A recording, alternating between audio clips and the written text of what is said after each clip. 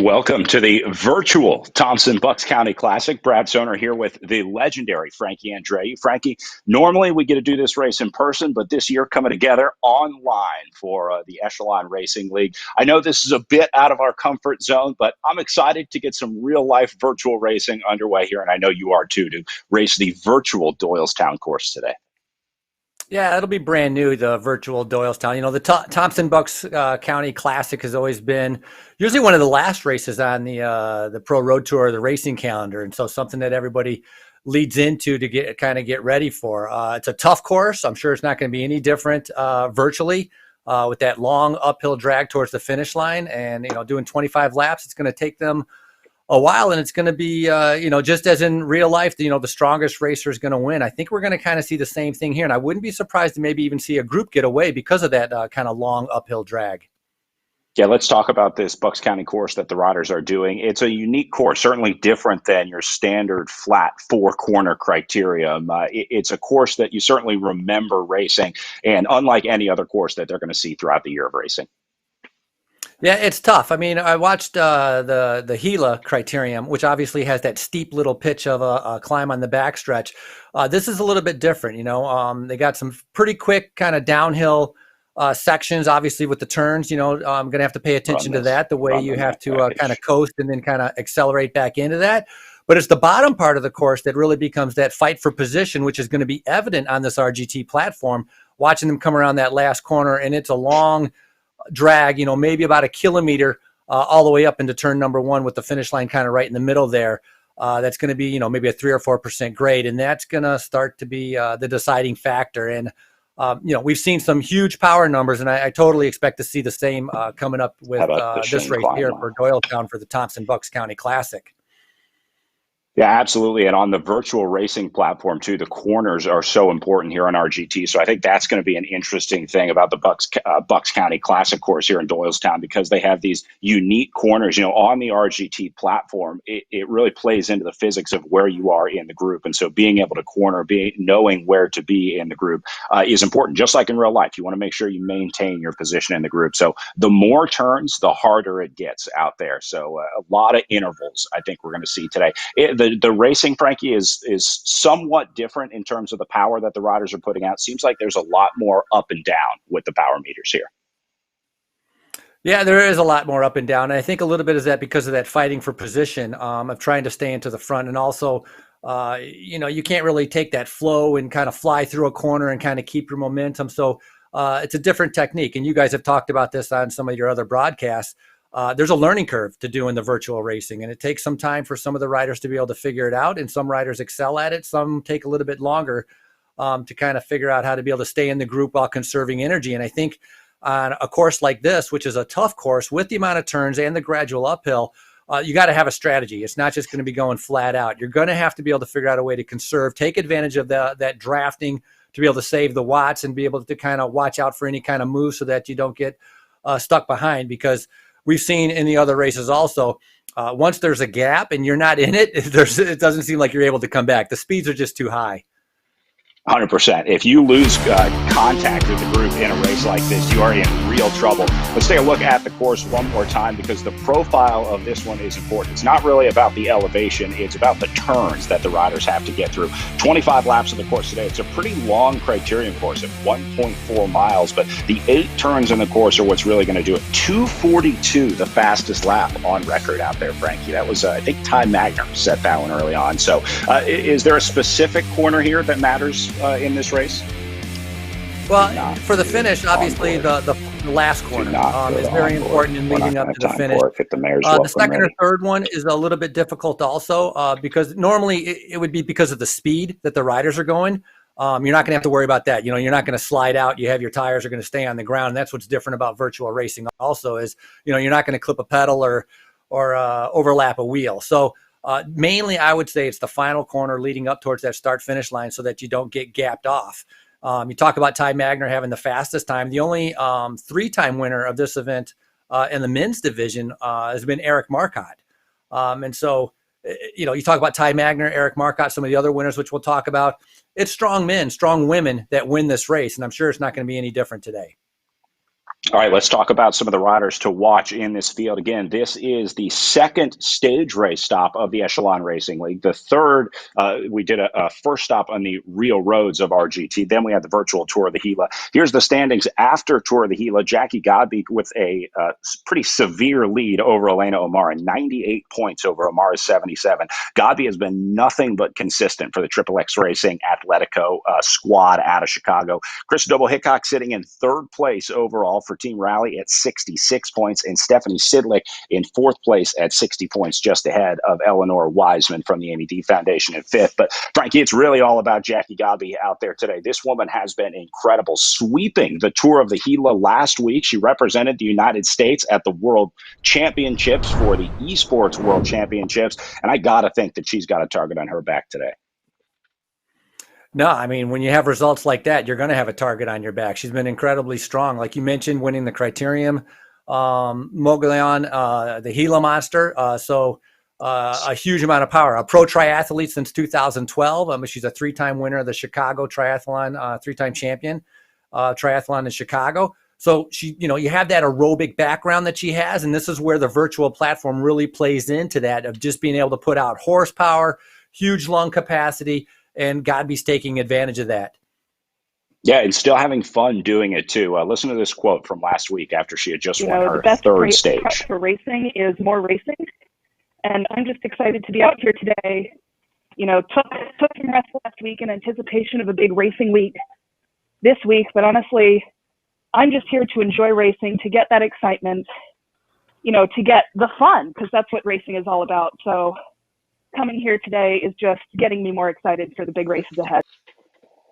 All about having fun. I love it. That's an important part of enjoying the virtual racing here, and nice to see that so many riders have been able to take advantage of it. All right, before we get started, we're just a few minutes away from our pro women's race. We have a special welcome to kick off the race from the mayor of Doylestown. I'm Mayor Ron Strauss. It's my pleasure today to welcome you virtually to the town of Doylestown. We take pleasure in our great traditions of hospitality, and these days we have to be adaptable. Just so you know, I think so while I'm doing this virtually today, we're not hearing we look any forward of this to having you back in Doylestown real time in 2021 to welcome you properly and in person. Thank you.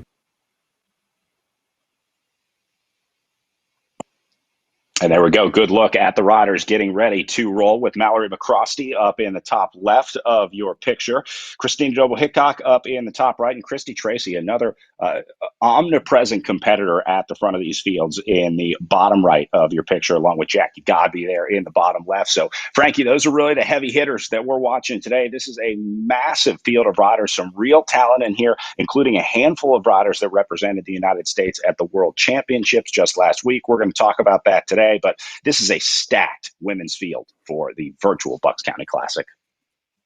Yeah, very stacked. It's going to be interesting to see how that plays off. Also, you got to include, I think, in that Alana O'Mara, who's been riding very well also, who's going to be obviously a big factor in the races. Looks like we're getting things underway here, Brad. And, of course, the starts. Very, very important with the starts. I mean, out of the saddle sprinting, you see as Tracy and Doble-Hickok, both of them out of the saddle trying to put out big watts, because you don't want to get gapped, because as soon as you get gapped, you're going to have a big problem. And so, the first, I would say 5 minutes, extremely important, more important than anything you're going to have during the middle part of the race. Yeah, they actually spin up before they start. They kind of fire up the engine so that when the clock hits zero, they're at basically full power. So the power meter is always, or the power file is always funny to watch, because there's this massive spike at the beginning, at the start. It's just one of the unique parts of virtual racing. Chris Doble-Hickok with a little smile on her face there as she enjoyed, got a kick, I think, out of the fast start of this one. But looks like things are starting to settle down now. You can kind of settle in after the first 20 seconds or so. See some riders still in the red power zone here, Frankie. The different zones based on their functional threshold power, their FTP, represented in the colored bar to the left of their name. A lot of red and orange earlier, but now it's starting to slow down a little bit to the blues and greens.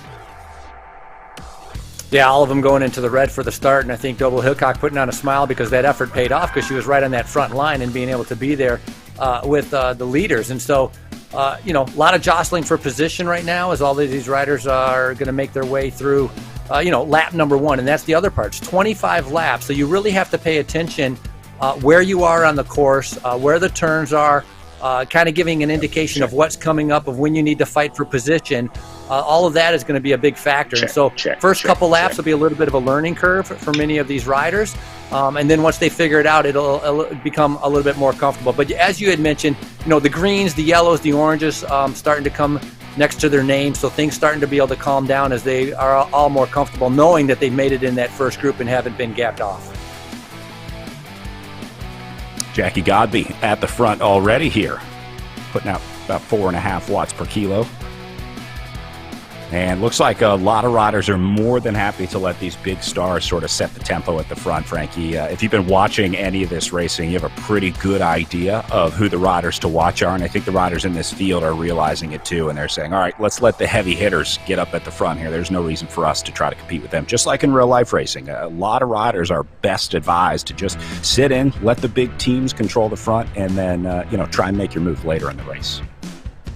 Yeah, you can sit in. You can see in the upper left-hand corner when it shows the green, that's the watt saving that you're able to kind of be able to conserve by sitting on the wheel. And we've seen, as you had mentioned, Godby, O'Mara, Tracy, some of the strongest riders that end up being there at the end. If they want to be on the front and kind of keep pushing that pace, that's a strategy and tactic that they've chosen. Some of the other riders are going to have a different tactic and strategy, but still extremely fast right now. 32 kilometers per hour, still seeing 5 watts per kilogram, 4.3, 4.5 watts per kilogram.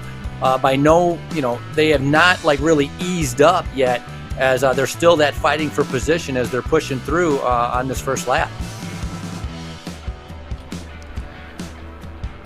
Yeah, wouldn't be surprised to see the split come early here, as this could very easily go down to just a few riders. Now, if this goes anything like what we saw at the Virtual Tour of the Gila 2 weeks ago, where they started with the criterium on day one and then had 2 days of road racing, but the crit was a really good look, I think, into what is going to happen here in Doylestown. Now, similar course, just over a mile long. This one was only 4 corners, but there was a little bit of elevation, very similar to this course. It's between turns 2 and 3 in Silver City at the Virtual Tour of the Gila. So that one went very similar to this one. It stayed together for most of the race. We saw a small group try to get away about halfway through, but eventually they got reeled in.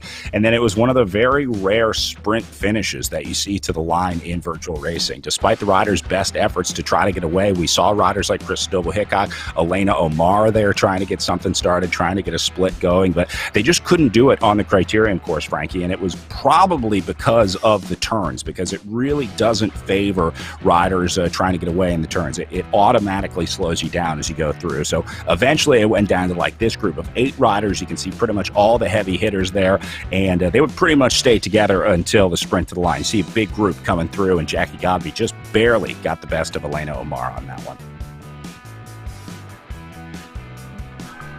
Yeah, well, Godby obviously strong, putting in a good sprint, and then also McCrosty was second in that criterium, and so that was a good ride by her.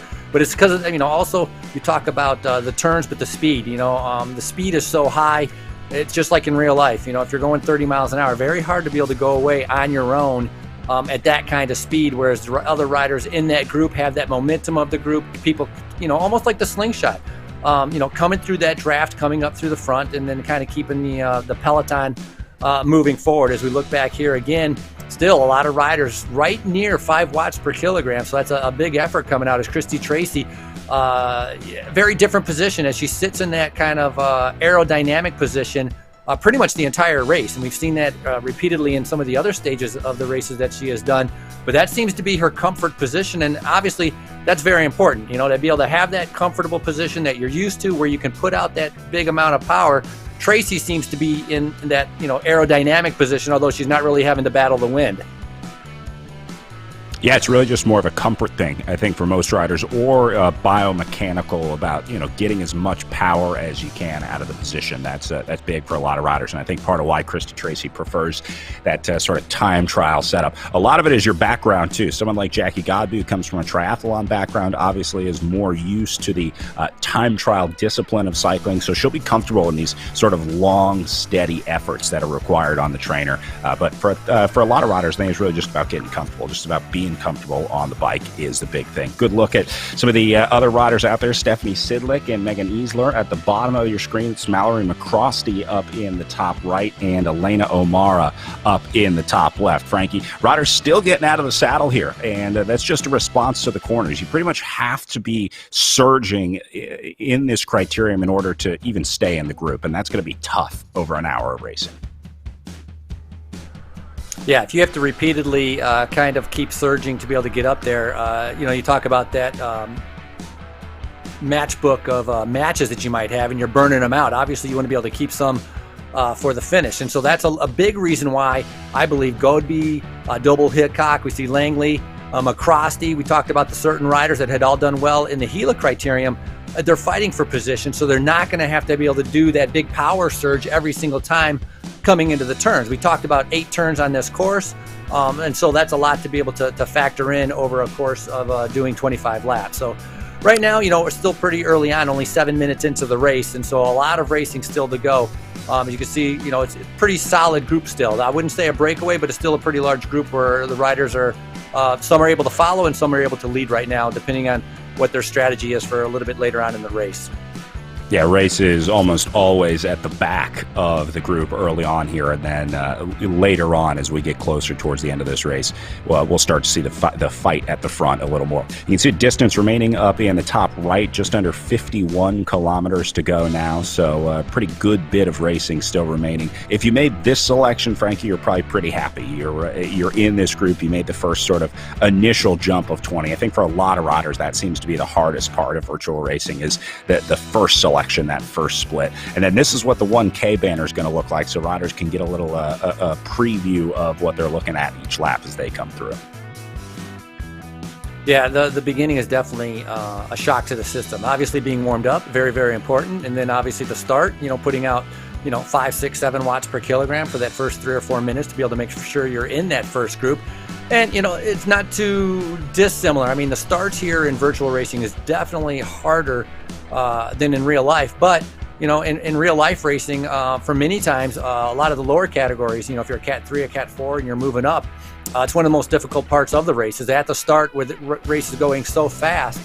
Many of the riders struggle keeping up in the first 2 or 3 laps. And so in that aspect, it's not too different. But the power numbers are definitely extraordinary here in the women's race at the start. And we see that they're still got a nice group here, though. And so they're going to have to start thinking about the strengths, the weaknesses of each other, and trying to be able to figure out tactically what they want to do during what part of the race. And that's what's going to play out a little bit interesting later on, is who might take a flyer, who's going to be able to take a chance to try to break away, or if they're going to be content. Like Godby seems to have a pretty good sprint. So you're going to have those sprinters that are willing to sit in because they can put out huge power numbers, or you might have somebody who's a little bit longer sustained effort that might take a flyer a little bit later on. Yeah, from watching the racing that we've seen so far in Echelon Racing League and, really all virtual racing, the racing on Zwift and RGT as well, it really seems like you have to kind of get the riders out of their comfort zone. If you just let this one play out like it normally will, it's going to be the same players. Godby, Doble Hickok, Christy Tracy, riders like that will make the selection. So you kind of have to catch them off guard, right? Try something new, because if you make it a race of attrition and an endurance race, then, well, these riders that have shown that that's their strength are going to continue to shine. So yeah, I wouldn't be surprised to see a rider try and take a flyer. Now that's easier said than done, because they're going to keep it in a pretty decent tempo for most of the race here. So we'll see if anyone tries to come over the top and maybe catch some of the big stars off guard. Frankie, speaking of big stars, a lot of riders in this race. It took place last week at the World Championships, the E-Racing World Championships. Did you ever think in your career that we would have a UCI E-Racing World Championship? No, would not have imagined that, but because of obviously with COVID and the popularity of the different virtual platforms, it made sense, I think. And got to give credit to them for putting it together as quickly as they did, because normally the UCI takes 4 years to be able to pass a rule or to be able to do something, and so they put that together pretty well, and it was pretty fascinating to be able to watch, and huge again power numbers that were remarkably amazing on the women's side and the men's side. And Lauren Stevens did a fantastic ride at that World Championships, and so that was it was fun to be able to watch as you see the USA roster for the Esports World Championships. And that's history making. You know, you were the the first riders on the first esports world championship team. So pretty cool, and congratulations to all of these riders. Yeah, we've got forgot to include Lauren Stevens on this one, participating in today's race, a new addition with the Tibco SVB team. So nice to have a new squad joining Echelon Racing League and bringing some new riders over as well. So that adds another Worlds participant to the roster here. Yeah, and if I'm not mistaken, I think Lauren was 4th at that World Championships. So a standout ride there as, more and more riders from pro teams like Double Hillcock, Lauren Stevens are coming over to the virtual world and discovering it. And so that's going to make this racing even harder. But I got to say, the virtual riders that have chosen to be able to get into this early have been extremely impressive. The power numbers that they're putting out, we're talking about Godby. I'm very impressed with Alana O'Mara. Some of these, Christy Tracy, and so strictly power-wise, they could compete on any level here in the U.S. It's now, once you get out there, obviously we talk about bike racing skills and being able to corner and all of that's involved. But power fitness-wise, they're right there. And that's kind of fun to be able to see. And I think the virtual world also is a great way of inviting more women to be able to come in, be able to try cycling, try their fitness levels out, and same on the men's side. And so in that aspect, RGT has been a fantastic platform for that.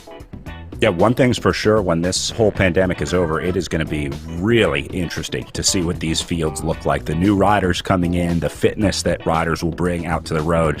When we get back to real-life bike racing, there are going to be a lot of really strong riders out there, and it's going to be interesting. It's going to be a whole new level of competition that was kind of fostered in this virtual racing world, and obviously hoping that we'll be able to move to the real world because it's a lot of fun.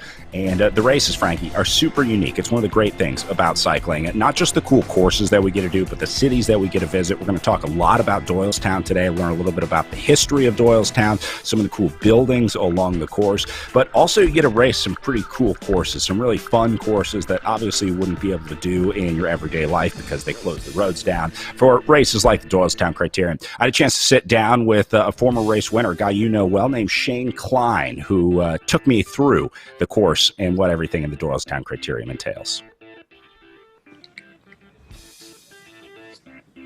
All right, so Shane, let's start with the start line here. Normally from the start, is it a pretty quick race from the gun?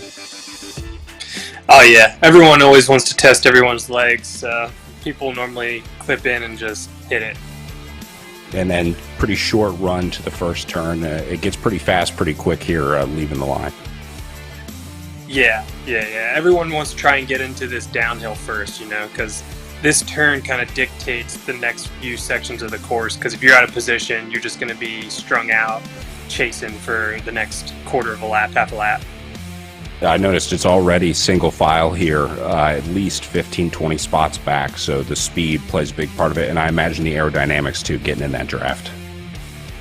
Yeah, especially through this. This is the fastest section of the course. You want to be on the wheel, because if you're not on the wheel, you're pedaling hard.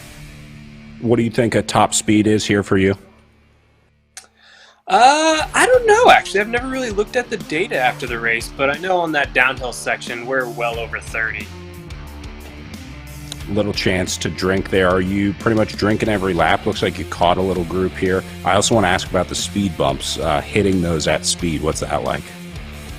You just gotta, once you're aware that they're there, it's not so bad, but like if you were, reaching down for your bottle, not paying attention and hit one and only had one hand on the bars, it'd be a little sketchy. Pretty smooth, pretty tame speed bumps though. And then this section, you do that right-hand turn and then you're into this sort of neighborhood area where it looks like the road kicks up again. Yeah, you make that right-hand turn and it's a little punchy climb. And it kind of continues once you make the second right, so you don't actually crest it right away. Like right there is actually probably the hardest part. Yeah, a lot of gaps opening up here. Is this normal on this part of the course to see gaps in the group? If the pace is on, it can really get strung out and gaps start opening up through that little crest. You said earlier that some parts of this lap you thought were tamer than others. Yeah. A lot of the times you'll kind of get bunched up into this turn almost every lap just because it's a slower corner. But then as soon as you make the right onto the finishing straight, there's very few laps where we just go easy up that finishing straight. It's almost always hard. I imagine with the turns, it's tough to obviously carry that speed and momentum. So sort of a constant battle to stay near the front of this one. Yeah, it's one of those races, though, that the riders who can handle the attrition just always tend to find themselves at the front of the bunch.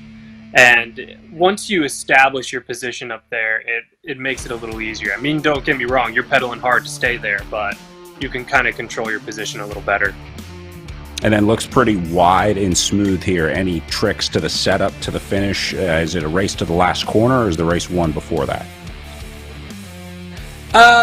You definitely need to be in the top 5, but I wouldn't say it's a race to the last turn, because it's a ways from the final turn, because you have that long drag, and then it's a full-on little uphill right to the actual finish. And then back to the line to do it again. Thanks a lot, Shane. Yeah, no problem.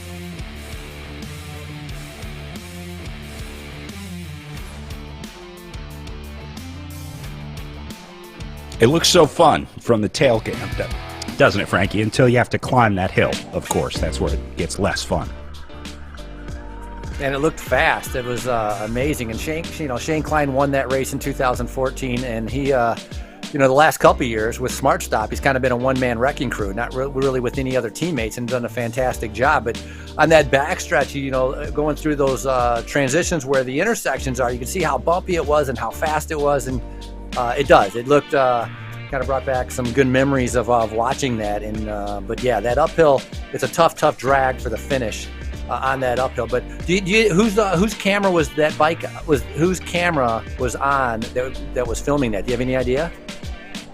I can figure that out for you. Give me a second. I was just curious because that was really cool footage. I thought it was really interesting footage, and it was pretty neat. But somebody obviously was like chasing something down or leading something out, because they were flying through that backstretch to be able to come down. It's not much different than what's going to be happening here in the Thompson-Bucks County Classic for Doylestown that we're seeing right now. One of the things I was thinking about also is for the men's race and the women's race, Brad, you're familiar with this, all the unwritten rules that are in cycling. In a way, they don't really apply to virtual racing. And I'm talking about like getting ready for a lead out, let's say. Sure. You don't have that protection. You don't have that protection of sitting on your 4 riders in front of you and everybody lets you stay there. Because you're constantly in the virtual world, you're constantly fighting for position. You're constantly getting swarmed. You don't have that kind of luxury of being able to take that position of sitting on, for example, your lead out train, or if we talked about the Gila with the leaders going into the last day. If something were to happen, if you had a technical glitch or you got dropped, there's no waiting either. It's go all the time. And that's what's kind of different about the virtual racing, which makes it so exciting, because you're just waiting for somebody to blow up. I mean, and when you blow up, it's called detonation. It's big time. There's no kind of halving it. It's all in or all out. Yeah, and there are certainly some elements of technical issues in virtual racing too. Your Wi-Fi drops out, someone jumps on and starts watching Netflix, whatever the issue is. Riders run into those problems too, so virtual racing is not without its own problems. Certainly hoping that no one has any of those issues today. A lot of folks cheering on the riders in our Facebook and YouTube chats. We're watching those all day today. John Cooper cheering on Jackie Godby. John, an earlier stage winner here in the Echelon Racing League. He won one of our preseason events, one of the first of the season. Beth York cheering on the Velocity Vixens team. A lot of riders from the Velocity Vixen squad out there, including Stephanie Sidlick, a great team racing in the Echelon Racing League. Let us know who you're cheering for in the Facebook comments. We'll try and get some of those on air and make sure the riders see them. Give them a little bit of encouragement in there. Frankie, that's one of the things we miss about real life racing for sure, is the cheering, the cowbells, just the general noise of racing is one of the really cool things. And Doylestown is one of the best. They got a great crowd. It happens in conjunction with the Doylestown Arts Festival, and so it looks like they got a pretty good crowd out there. Yeah, they get a lot of people, and obviously the Art Festival is a big draw. The Art Festival goes on for the whole weekend, whereas the bike race is one of those days. And it's a cute town, a lot of little local shops, and the Art Festival, they take over the entire street. You walk around, lots of different arts and crafts and paintings, and so it's fun. Usually, I'll get there a day before the race and I'll go walk around there during that day to go check out the art festival and see that. But I remember it was 2000, I don't know if it was 2019 or 2018, just pouring rain. I mean, it rained so bad they ended up having to cancel the art festival. But that is a main staple. And the other one is, Thompson's car dealership is a big staple in that community where they do a lot of community events. And the art festival and the bike race is just, two small examples of how much they are involved in the city of Doylestown. And so, look excited and great to be able to get back there. But you mentioned about how missing, not only the fans and the bell ringing, but also being able to talk with the riders after the races and seeing how it was, and everybody having their different stories of like, this almost happened to me. I almost got pushed off the road. I ran into a curb. I had a flat tire. So I miss hearing all of the different stories that I can relate to in the bike racing. And in the virtual world here, they have their own little stories. Like if you have a technical glitch, but generally it's like, look, man, I had to put out the power, or maybe I ran out of water, and that would be a big difficulty. And you guys have talked about this before too. The cooling system is extremely important for the riders to be able to do an hour and a half here, and the hydration, being able to have a couple water bottles to be able to drink during the race is important. If you get into a normal criterium, an hour criterium, you could probably make it through an hour crit and not even take a sip from your bottle, because you just, you're whipping it off and it's cooling and you have that wind blow cooling you down and you're outside. Inside, a whole different ball game. Yeah, another one of the, unique parts of virtual racing, one of the adaptations that you have to make. A lot of riders having to build their pain caves to better suit their training. Frankie, were you ever a trainer rider? Were you able to do the trainer before the virtual platforms came along, or were you the guy out there training in leg warmers and arm warmers in sub-zero temperatures? No, I mean, when I was racing, I spent my time on the trainer. I'd sometimes do two sessions, maybe hour and a half in the morning, hour and a half in the evening, depending on the weather, like if it was really bad. But generally, I would get dressed and go outside and suffer through the winter. And same thing last year, get dressed and go outside until the snow hit the ground. So I would try to be able to get outside. But this year, either I'm getting older, I'm getting softer. I've been riding more inside. I've kind of skipped going outside in 30-degree weather, and so I'm going with the inside program this year. I don't think either of those is true, Frankie. You're not getting old or soft. You still got it in you. I know you can get out there. All right, group still together here. Go ahead. I was going to say, going outside riding in the cold is difficult, and it's tough, but doing the rides and the races on the virtual platforms is extremely hard.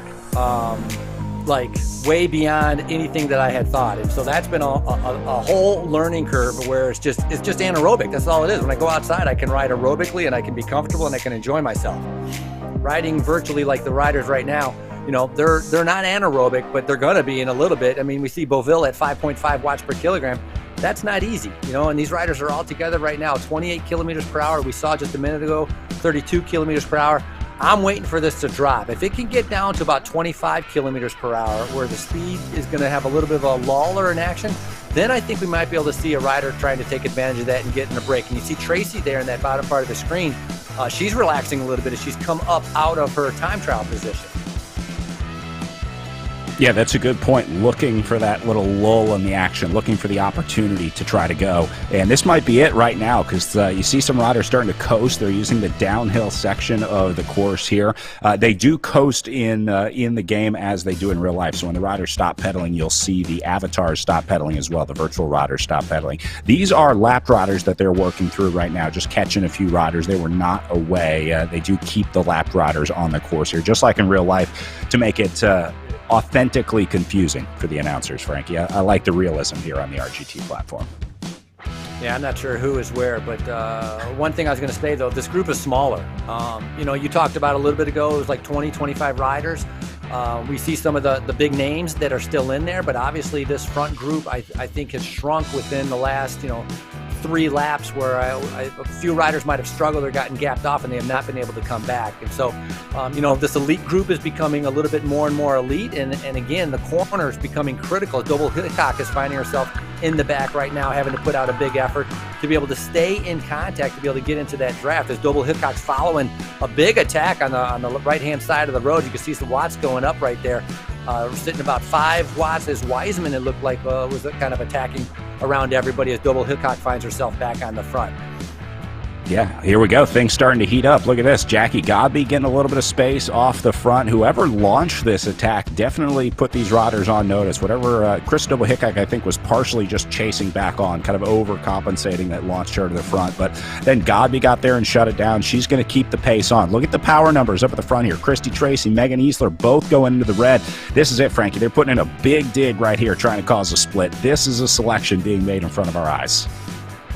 Yeah, big selection. And the speed, we talked about, 28 kilometers per hour. We were just touching on 40, so a big increase in effort right there. And we're seeing 7 watts per kilogram just a little bit ago from Tracy. So big effort coming from a lot of these riders right now as they're trying to I think they're trying to shrink this group a little bit more, but look how much longer they have to race. 38.7 kilometers still to go. That is a long, long time as Godby decides, it's just time trial mode on the front. Double Hickok doing a fantastic job. Normally a very good climber, coming into this virtual, world to be able to challenge herself. And it'll be interesting to see, as you had mentioned, how the intensity of this virtual world will translate into races a little bit later on that we'll have in the summer coming into 2021.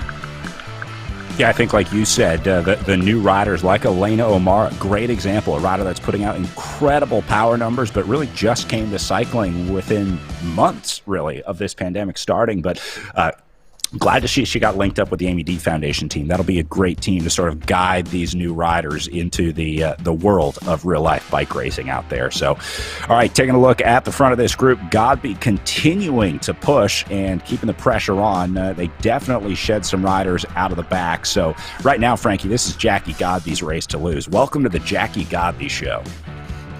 Yeah, she's just, she just sits on the front and she's so comfortable, and she just puts it at like 4.3 to 4.5 watts per kilogram and just kind of keeps it steady. Right there, we just saw an acceleration of 9 watts per kilogram as she came out of the corner trying to catch everybody by surprise, and then she just goes back down to her comfortable kind of all-day time trial pace. And that's where Godby excels because of that triathlon background. She can get into that pain cave and just kind of just hold it steady and make everybody kind of chase. And if she can keep that 43 kilometers per hour pace, then it's very hard for a lot of the other riders to attack. But good reaction from everybody else to not let Godby to be able to ride away from this group, because a lot of times, if you go away from everybody else, you're not going to have the advantage of the draft. You might peter out. You might not be able to make the distance. I would never take that chance with Jackie Godby. If she gets a gap and they let her go up the road, it's not one of those riders you can think, oh, she'll come back later on. No, big mistake. And so good reaction by the group to be able to bring her back and be able to keep her in the peloton. Yeah, I'm not even racing, and I get terrified when I see Godby's power numbers go into the red zone. I can only imagine what that feeling is like for the other riders, knowing that they're going to have to respond to that because, yeah, when Godby hits the front, she is a weapon. So they got to be really careful to make sure that they don't let her get too far away. See some riders in the Zoom room here with their headsets in. Looks like some communication going on. We're going to be tapping into some team Discord channels a little later to try to hear some of the communication that they have going on right now. But, Frankie, I can guess what they're saying right now, and it probably has a lot to do with Jackie Godby. Things like, don't let her go, and let's make sure we stay on the wheel here. Yeah, definitely want to be able to kind of stay in that group. As Godby just stays on the front. So, let her stick on the front. There's a lot of other strong riders here. I'm very impressed. You talked about Elena Omar, and those power numbers that she was done. She won that Stelvio climb early on, and so that was pretty impressive. And it'd be interesting to see, a lot of these virtual riders with the power numbers that they're doing, if they do carry over to be able to ride outside and do some of the races. But Double Hickok now on the front, very good climber, kind of paying attention to what's going on. McCrosty, we had talked about a little bit earlier also, she was second in the Gila criterium, so she's up there. A lot of we've talked about the races in the Gila, the Tour of the Gila, and we talked about the races that we did in the beginning for the first part. A lot of these same riders have managed to be able to keep in that front group, and so there's some few surprises with names, but not a lot, as we see Alana Omar. And you know what? Wherever she is, it's cold outside because you can almost see the snow and the frost on the windows out there. So she has her own cooling system going, doesn't she? Yeah, a lot of riders were worried about racing in the garage. They had been racing in the garage during the summer, obviously, but it gets a little more chilly out there in the winter. So hopefully she's staying cool or warm, depending on what the conditions are in the garage. Everyone's got to work out their own pain cave situation.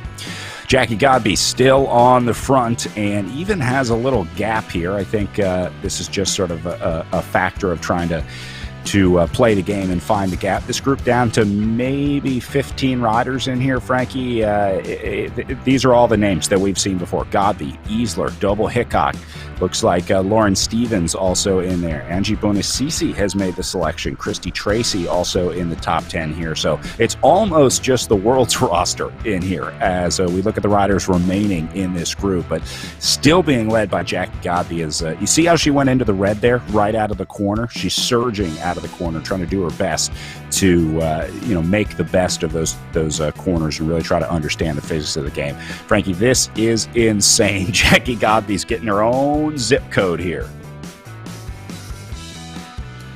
Yeah, just looking right now to see what the rest of the group, if anybody's going to react, and I think it's a little bit of cat and mouse. It's like they're waiting for somebody else to do this chase to be able to bring back Godby so that they can sit on and get that draft saving. And we talked about the draft savings you can see in that corner. If you're sitting on the right wheel, you're saving maybe 300 watts, 230 watts. I mean, that is a massive amount. And so McCrosty has decided to be able to take that charge to be able to bring it back. Second in the Gila Criterium, riding right in the middle of the group. And so Godby putting out, 40, look at the speed though, 45. I mean, granted, a little bit downhill on this part of the course, which is you could say the backstretch. 3% downgrade, 48 kilometers per hour. So very, very fast right now as Godby, every single time she comes out of a corner, really accelerates and kind of goes up into that 8 watts per kilogram area to try to keep that gap from opening up, or trying to increase that gap, I should say.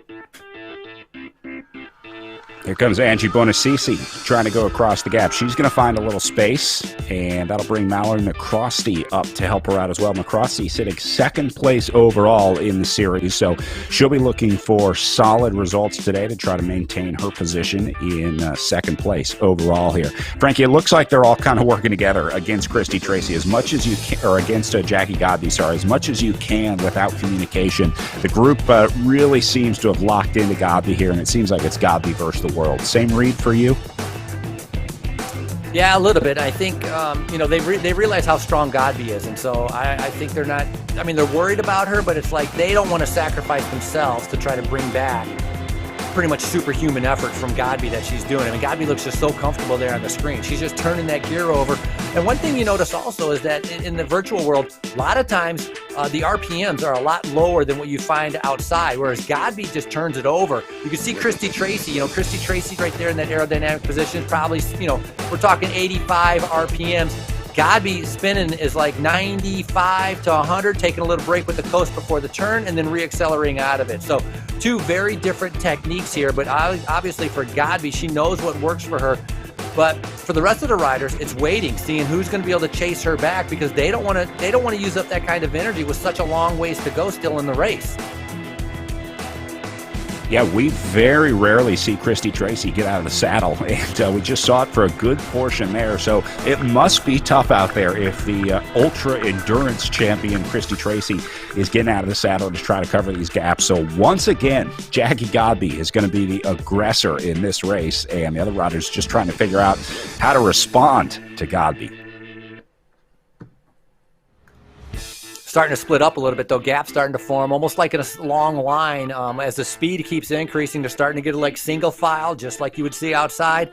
Gaps starting to open up, so the riders really having to respond to be able to kind of, as you say, putting their nose on their stem, either to try, trying to get more aerodynamic, which really doesn't apply here, but definitely putting out more of an effort to stay on the wheel that's in front of them as Christy Tracy now comes flying through the group. Again, speed's right there at 42 kilometers per hour. So big effort right now by Christy Tracy. trying to, I don't want to say counterattack Godby, but definitely putting in an effort to be able to kind of keep her at bay.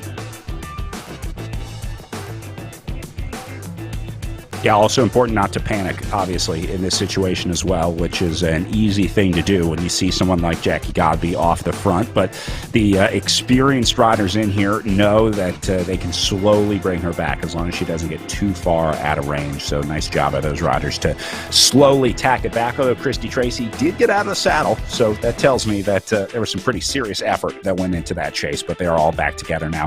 See the couple riders hanging on the back there, just barely hanging on to this group. Frankie, just like in real life, this is one of the worst places to be in bike racing, where you can see this move up ahead, you can see the group, and you just can't get into the draft. It gets frustrating sometimes. I know you've been there in real life. Yeah, it's that whiplash. You're sort of there, but you're just a bike length off, and you can't ride. You're just missing out in that draft, not getting into the energy savings that you're looking for. And so then you go, all of a sudden, you find yourself going into another turn, having to brake, having to slow down, having to reaccelerate. It adds up, and it definitely will affect the riders here. And so that's why that's kind of why the speed is so high also, because they're always trying to be able to get up to the front. And so again, you're going to see some riders starting to be able to come off the back as they're struggling with this, just the speed and the effort that is repeatedly just not going away. And so fun to watch, to be able to see who's strong. Doble Hickok doing a fantastic ride. We saw her do a really good ride at Gila, and then could have been a technical glitch or something, but she got dropped a little bit later on in one of the circuits there, and came off the back. And so, obviously you have to be able to kind of gauge that effort. And obviously that was a learning curve, and she learned from that experience. And so right now, doing a fantastic job as this group continues to shrink. We got the same 7 or 8 strong riders, maybe a couple others mixed in there, but riders gradually are getting dropped there. Lauren Stevens now looking good, sitting there in that 5th position. Comfortable, 3.3, 2.6 watts per kilogram, which means she's taking advantage of that draft, saving a lot of energy by just kind of sitting back, and that's something to pay attention to. Godby's on the front. Tracy's been on the front. Stevens has really not shown herself at all, which we might see later on. So power numbers hovering right around 4. Some riders dipping under. You see McCrosty going up into 5 to 6 watts per kilogram. These are the current power numbers that the riders are doing. We're going to talk about how we get these numbers a little later on, as there's a whole verification process and weigh-in that the riders have to go through. We'll take a look at that later on in the show.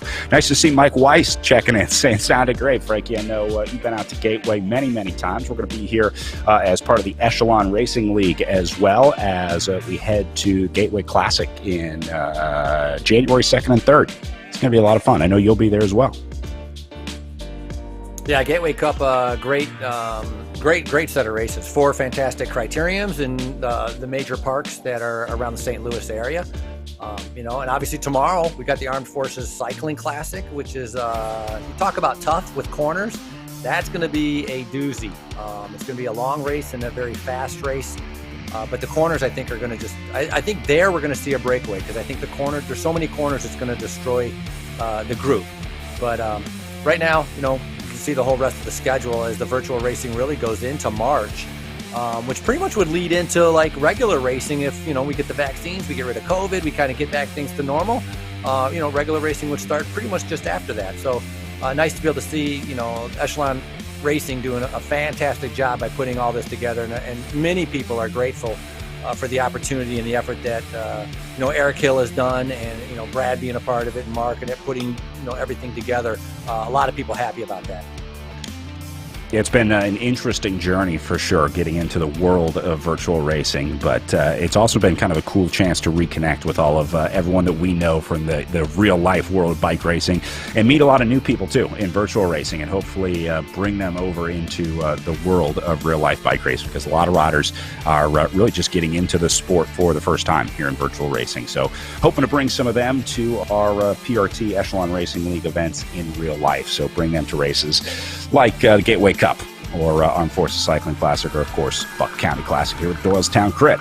Frankie, a criterium, good way to start as a racer. If you're a virtual racer, you think it translates more to a long road race or more to a criterium? I would think if you're a virtual racer, it'd be better it doesn't have to be a long road race, but I think a road race. It's a little bit more steady, time-wise. You know, you could maybe have 3 hours of being out there riding with the group, not as hectic and crazy, because those cycling skills you need to, you know, fly around the corners at 25 miles an hour, dodging front wheels, not clipping a pedal, not overlapping a tire. There's a lot involved with that, and so. But at the same time, you know, if there's not a road race and there happens to be a criterium going on, by all means, you can go and hop in, and you can either decide to ride off the front if you're not comfortable riding in the group, or you can just ride just a little bit off the back and kind of get a feel for it and kind of adjust your comfortable experience level with it. But the best thing to do, honestly, is if you're kind of new to it, local bike shops all have group rides. They all have rides from beginners to advanced, and you go find your local bike shop, you talk with them, talk about what kind of cycling stuff you need, and then kind of get involved with a group ride on a weekend and go out and kind of test it out, and they'll be happy to help you out. They'll teach you kind of the do's and the don'ts of riding in a group, what to look out for, how to be safe, and you'll feel a little bit more comfortable. Same way when you first started virtual racing, you really didn't know what the heck you were getting into. Now you're much more comfortable with it. It's the same thing that applies towards outside. And so I think any local bike shop would really have the best resources for anybody to kind of get out there and maybe explore bike racing if they're interested. Yeah, and they can help you get into virtual racing or the real life racing. If you're still trying to get set up with your first smart trainer, figure out how all that works and gets hooked up, go to your local bike shop. They'll be more than happy to explain to you how to get onto these platforms. If you've already got a bike at home, you just need the trainer and a power meter and a way to connect to the computer. So they'll get that all set up. If you want to try virtual racing, there is an amateur league here in the Echelon Racing League. We're watching the pros out there right now, but they run an amateur league concurrent with the pro league. They basically race the same courses that the pros race a week before the pros get there. So amateurs going to get a chance to tackle the Gateway Cup just after Christmas on December 26th and 27th. 2 days of amateur racing there. There's 4 different categories that riders can compete in. It's just like on the road. They have categories from basically beginner to expert, and then the pro category that we're watching right now. Top 10 riders from the amateur league, from the category 1 amateur league, go on to the pro league. They get a sort of a free invitation to race in the pro league. So kind of cool way to identify some new talent, bringing up riders from the amateur leagues to race up in the pro league. But if you want to have your shot at the ERL amateur league, check out echelonracingleague.com. Just click under races at the top of the website there and join us for the Amateur Gateway Cup, December 26th and 27th. Frankie, it's not too late for us to sign up. We can do a 2-man time trial out there. Team commentators, what do you think? I think I might have to think about that and try to jump in there. It would be fun. It'd be a long thought process, but it would be interesting. But yeah, last weekend, as you had just mentioned, was the Thompson-Bucks County Classic, the Doylestown, and the Air Force. I saw, I think in the amateur races, it was O'Dowd that had won the men's, and Osborne, who I think is already in the pro ones, in the pro races. Yep. He was second in that. But it's like you just mentioned, it's a good opportunity to kind of test your feet.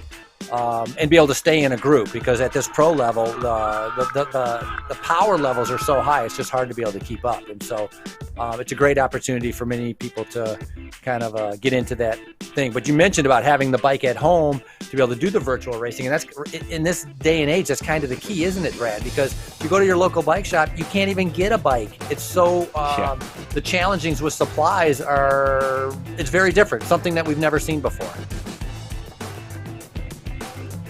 Yeah, riders for a while were struggling to find the virtual trainers too. The smart trainers were kind of in short supply, but I think they're starting to get that supply chain worked out a little better now as they become available at more and more shops out there. So hopefully that means more people out there riding and more people on the bike. Frank, you talked about the amateur races earlier and how they compare. You said you were watching the Armed Forces Cycling Classic amateur race last weekend. Christy Tracy in this race also competed in that one. The pro riders are allowed to race in the category 1 amateur races, and she was talking on Facebook about how surprised she was with looking at her power file afterwards, how up and down it was, how jagged the profile is when you go back and look at the power file here from Christy Tracy at the Armed Forces Cycling Classic amateur race.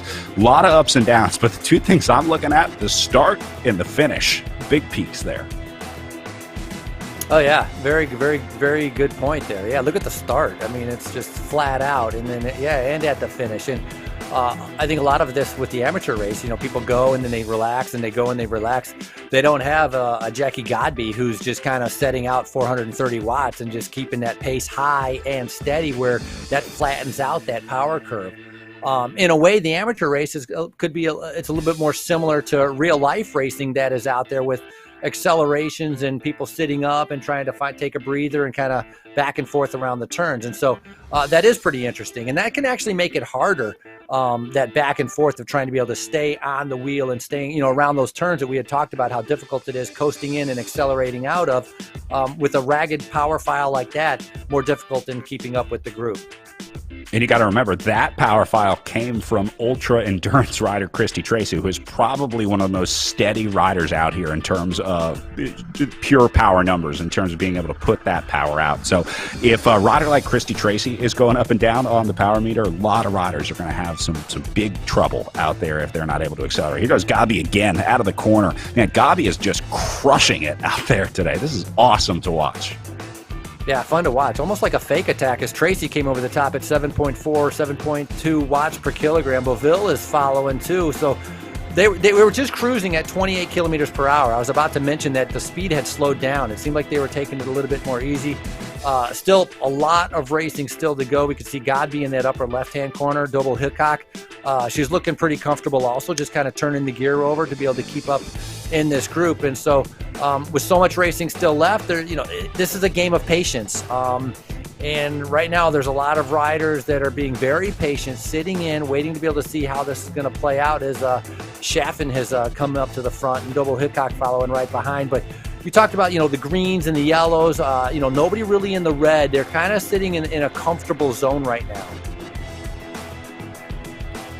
Yeah, that's a big art of virtual racing. Just like in real life, I guess, a lot of riders getting criticism about staring at their stems, right? Racing based on their power meters instead of racing based on the feel of the race. Just like in real life racing, virtual racing, there's an element of both in doing well in virtual racing. You have to be able to kind of race the virtual standard and be able to look at those numbers and be able to keep your power in the right zone and understand how all that stuff works. But there's also an element of just knowing when to go, that instinct that it's tough to train for. You just kind of have to have it, and the most talented bike racers almost always have it inherently. So it's been interesting to watch the riders develop that sort of racing knowledge here on the virtual platform, because the strategy is different than the way that you would race on the road. And a traditional criterion, the way that you would win the Doylestown Crit at Bucks County Classic in real life, is certainly different than the way that you would win the virtual Doylestown Crit. But some of the same rules apply, right? You got to have the guts to go when a breakaway goes. You have to have that decision. Do I follow it or do I sit back? Do I let it go? They're making all the same decisions and learning all the same things in virtual racing. So it's kind of interesting to see those parallels being drawn in terms of the strategy that you use in virtual racing. Yeah, well put, Brad. I mean, that's exactly how it is. I mean, you can look at your power numbers and you kind of know where you're comfortable, where you're not comfortable when you're anaerobic. But in the end, if someone's going, you have to react to that situation. You have to try to be able to get onto that wheel and to be able to get into that draft, which will help you a little bit later on. And so pretty much plays out exactly how you had just mentioned, comparing real life to the virtual world. But this is an elite group right now. I mean, this is some very strong women that are in the front right here.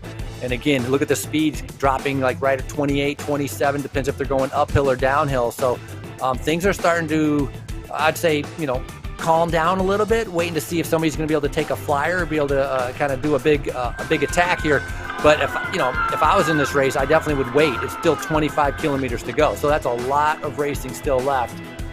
Definitely, I think we want to get down to about 10 kilometers to go before you kind of take that kind of risk to see if you can upset the apple cart by getting rid of Godby or Godby or Tracy or Omar. I mean, the list goes on. Lauren Stevens. I mean, that's the thing that's crazy. There's so many good riders here. It'd be very difficult to be able to kind of catch them all by surprise. Well, as things calm down here a little lull in the action. Frankie, one of my favorite parts about these virtual races is that we get to share a little bit about the real life places where they take place. And for the Bucks County Classic, it's always a blast to go to Doylestown. It's a historic city, a historic part of the state and part of the country in Bucks County. I had a chance to meet a woman named Barbara Price. She's the president of the Village Improvement Association. Now, the VIA is important in Doylestown because they started the Doylestown Hospital there. It was a really interesting story. Hospital founded entirely by women way back in the 1900s. Listen to what Barbara told me.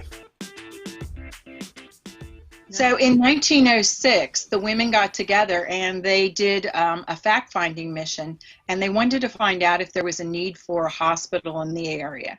And indeed there was. But it took them from 1906 until 1923 to raise the money, in which case they actually founded an 8-bed hospital at Pine and Oakland. So during those days, the women actually did everything. One of the stories is that they used to call up on the steps and ask the patients what did they want for dinner. They changed the sheets. They did absolutely everything.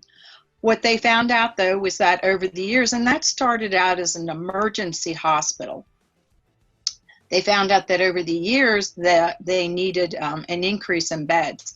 And then they moved to Spruce and Belmont, where they actually had 23 beds. During that time period,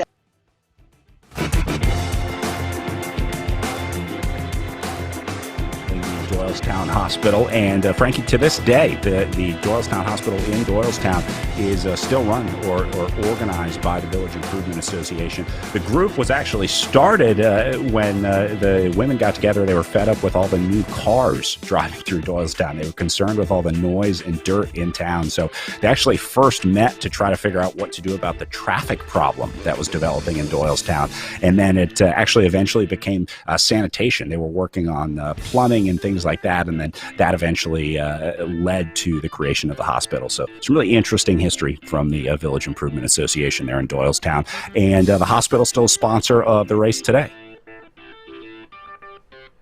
Longtime sponsor, and along with Thompson Organization, which has been part of the community of Doylestown since 1969. But Doylestown goes back to 1745. It started off by building a tavern right there on Main Street corner, and so that's kind of how the whole city kind of started. And then since then has grown. Obviously, a lot of the communities on the East Coast went through their ups and downs through different parts of the Industrial Revolution and the war and all of that. And so now it's a very artsy kind of community. I've talked about the Art Festival, which has 160 exhibitors with the art and live music, it's a fantastic event. A lot of fun to be able to go and see. And then the bike race, and the bike race is a big draw. And you talked about, Brad, like all the spectators, they're all over the place there. Everybody comes out cheering on the riders. And so the riders have a great time when they're at the race because they're kind of getting that energy. And you know how that goes. The more spectators, kind of the more energy is fed into the riders. The riders really realize that, and they put on a great show every single year. Yeah, one of the events that we always look forward to, or everyone looks forward to in Doylestown, the Arts Fest Bike Race Weekend, one of the unique parts of Doylestown, Pennsylvania.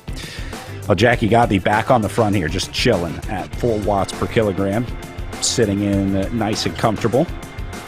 And still nobody able to get away. 22.4 kilometers to go, so still a bit of racing remaining here. All right, Frankie, I see you did some history research as well, so I'm going to go back to the Village Improvement Association because I learned about a really cool program that they started. One of the first traveling nurses in the country, where the city brought in a nurse that could travel to homes to treat ill patients or children at home or at school. And it ended up being at a really crucial time. Listen again to what Barbara told me. During that time period, one of our flagship services is that in 1906 we established a visiting nurse. And of course the visiting nurse was very active during the Spanish flu epidemic. Not that it relates to what's going on today, but I think indeed it does. And during that year, the visiting nurse had about 740 visits to family and children throughout the area. The visiting nurse expanded from starting out visiting people in their homes to also taking care of children in the school. So we have been, the VIA has been extremely active in Doylestown and surrounding communities. And I'm really hoping that we will continue for the next 125 years. That's our goal.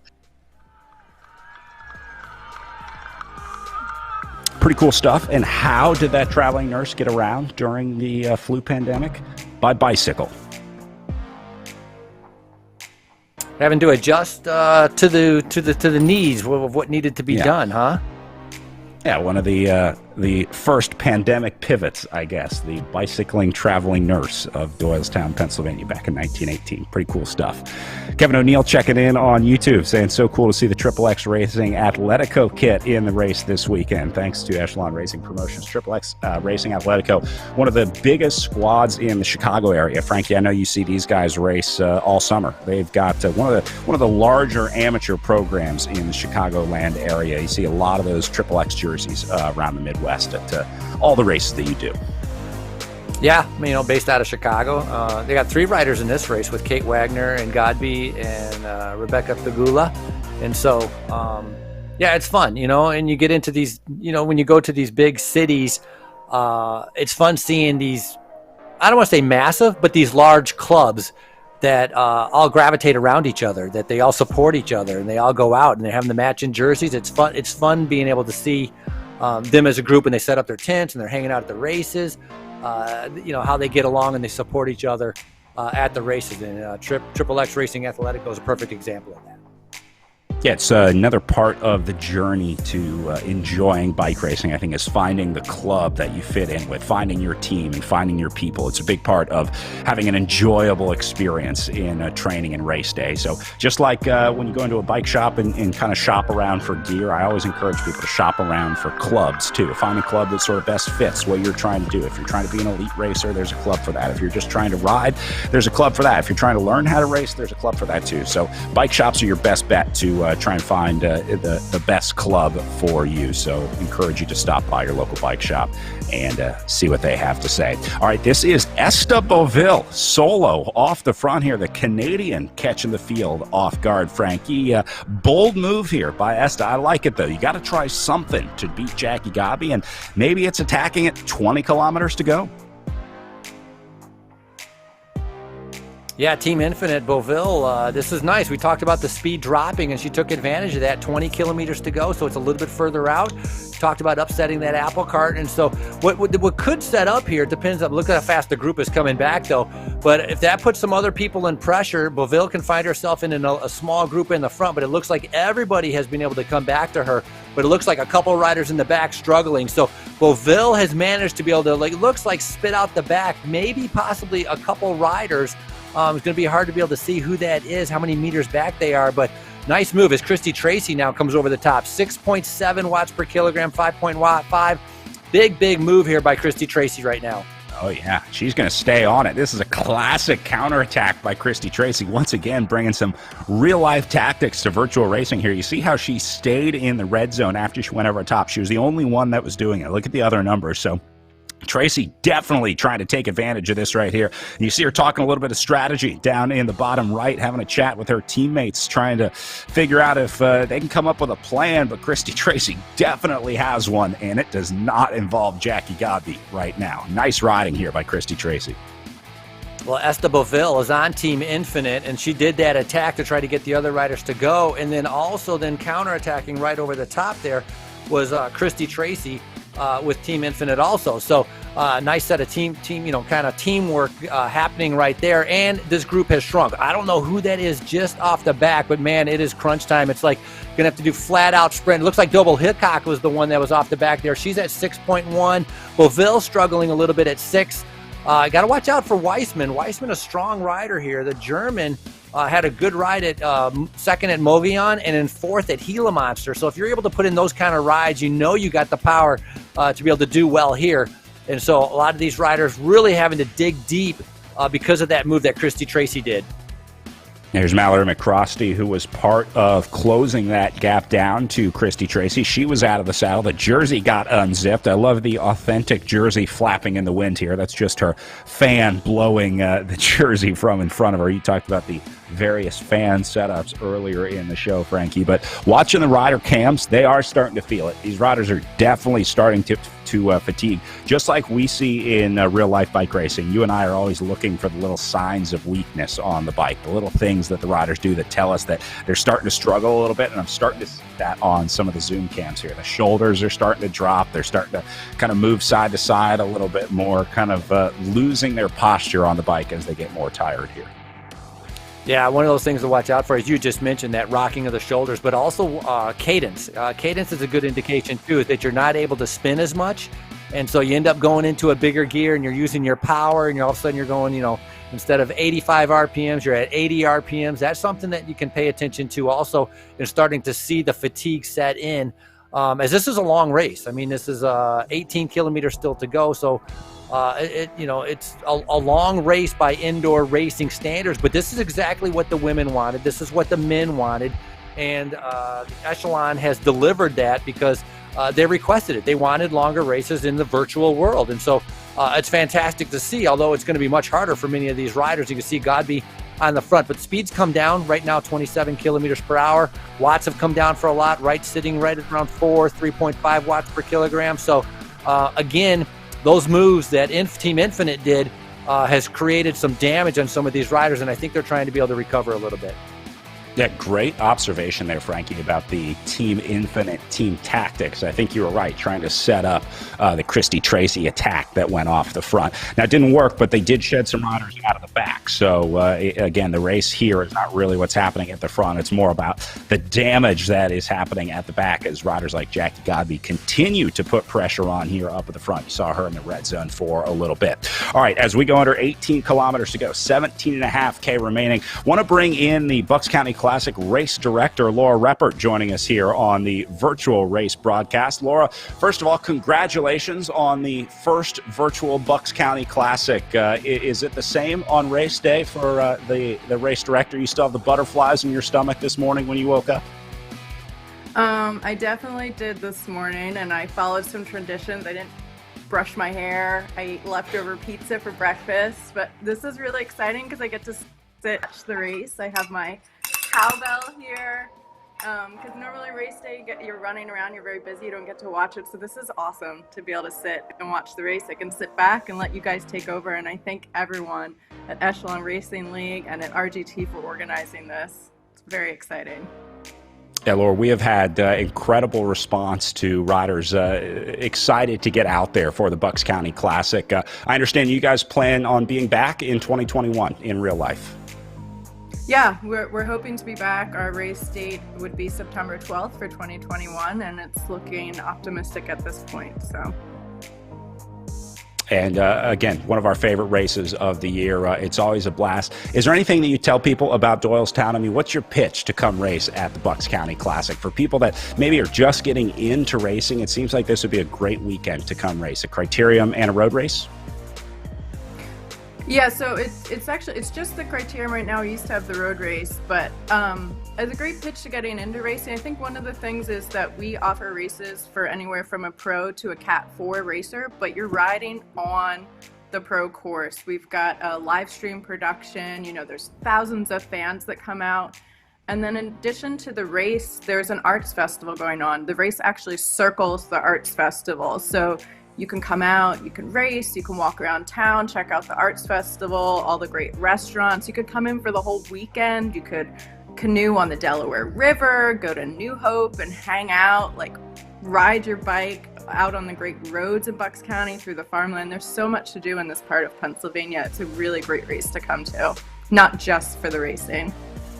Yeah, race day is a blast, but Doylestown is super cool. If you've never been to Bucks County, like Laura said, riding around the area is awesome. That's some of the best riding in the country. Certainly east of the Mississippi River, there's some pretty amazing riding out there at Bucks. For sure. Frankie, you gotta get out there next year. You and I will take some bikes down there and do some bike touring before the Doylestown cred. How about that? No, it's a nice area. I mean, it's great, a tourist area where you can come with your, if you have wife or your friends, kids, whatever, to be able to hang out, because there's a lot of, like she said, cute restaurants in the art festival. You're only an hour about outside of Philadelphia, which of course has a ton of stuff to do. Usually it's really good weather, the end of September or beginning of September, and the racing is exciting. I mean, the people there in Doylestown, they're so animated and excited to have the racers there, that they love talking with them and cheering them on. And we talked about that energy. I mean, it really does a fantastic job there. So it really is it's a good way to kind of end the year, or, to kind of sign off the year. Normally this, previously, Doylestown usually was one of the final races, and it was a good kickoff to be able to kind of see everybody for one last time before you kind of ventured off into your winter wonderland of home. Yeah, the September date is always a fun part of the season on the calendar. So, Laura, thank you so much for being with us today. I know you're going to be hanging around for the rest of the race, so I'm sure we'll hear from Laura a little bit more later on in the show as we take a look back at the front of the group, still down to right around 10 riders here. They are starting to gap a little bit back and forth here. Doble Hickok into the red, Easler getting gapped off a little bit on the back here. So, Frankie, the cracks are starting to show in the foundation. More and more riders are letting these tiny little gaps open up, and then they have to pay for them, getting into the red zone to cover that gap, get back into the group, and get back into the draft. It's about trying to be consistent, but that's easier said than done, it seems like, in virtual racing. I was just trying to count, but then I think we ended up catching maybe some lapped riders that kind of confused the count. But I think I'm thinking we're down to like maybe 8 in the lead group, as we see Christy Tracy riding on the front, Godby coming through.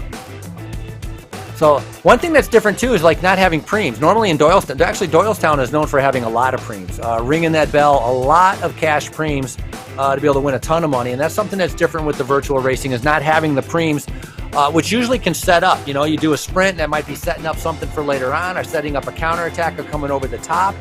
And so that's a little bit different with this being a little bit more steady state, as you would say. But Godby, again, accelerating every time she comes out of a corner, and I think every time she does that, she's putting somebody in the back a little bit more under pressure, and it's going to be a matter of time. I mean, some of these riders in the back right now are hoping, it's going to be a long 14 kilometers. They are just trying to be able to stay with the group. But looking here right now at the pictures, I would say that's a strong elite group. Everybody looks pretty comfortable, and they're kind of waiting for their time to attack this race. Yeah, the other thing I notice about watching the riders on the Zoom cams is how intent they're watching the screen, how focused they are on the game. I think it must be important to constantly adjust that power to stay in the group, to make sure that you're not going off the front and going off the back. It's obviously second nature in real life to ride with a group when you get a little more experienced in the sport, but it seems like the riders are really intent on watching the game to make sure that they're not using too much or too little power. It's one thing I've been keeping an eye on. A couple riders popping off the back there. Go ahead.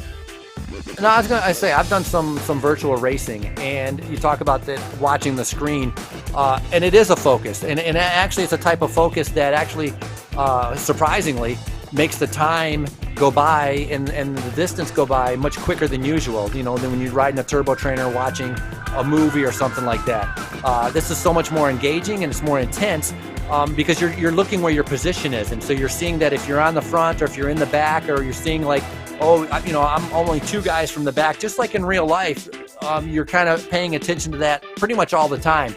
And so you're not necessarily kind of watching where your exact watts are, or what your watt number is. If I'm like at 300 or 308 or 310, it's more so the position and being able to stay with the group. And obviously you need to either pedal harder or lighter, and then your watts would be adjusted by what you're doing. But it is intense, and it is a focus. And so it's something that very easily, if you let your mind drift, you can find yourself with a bike length gap and a 2 bike length gap, and all of a sudden you're out of it. And so you can't afford that kind of mistake, especially with what's on the line here, with the Doylestown race and all the other races.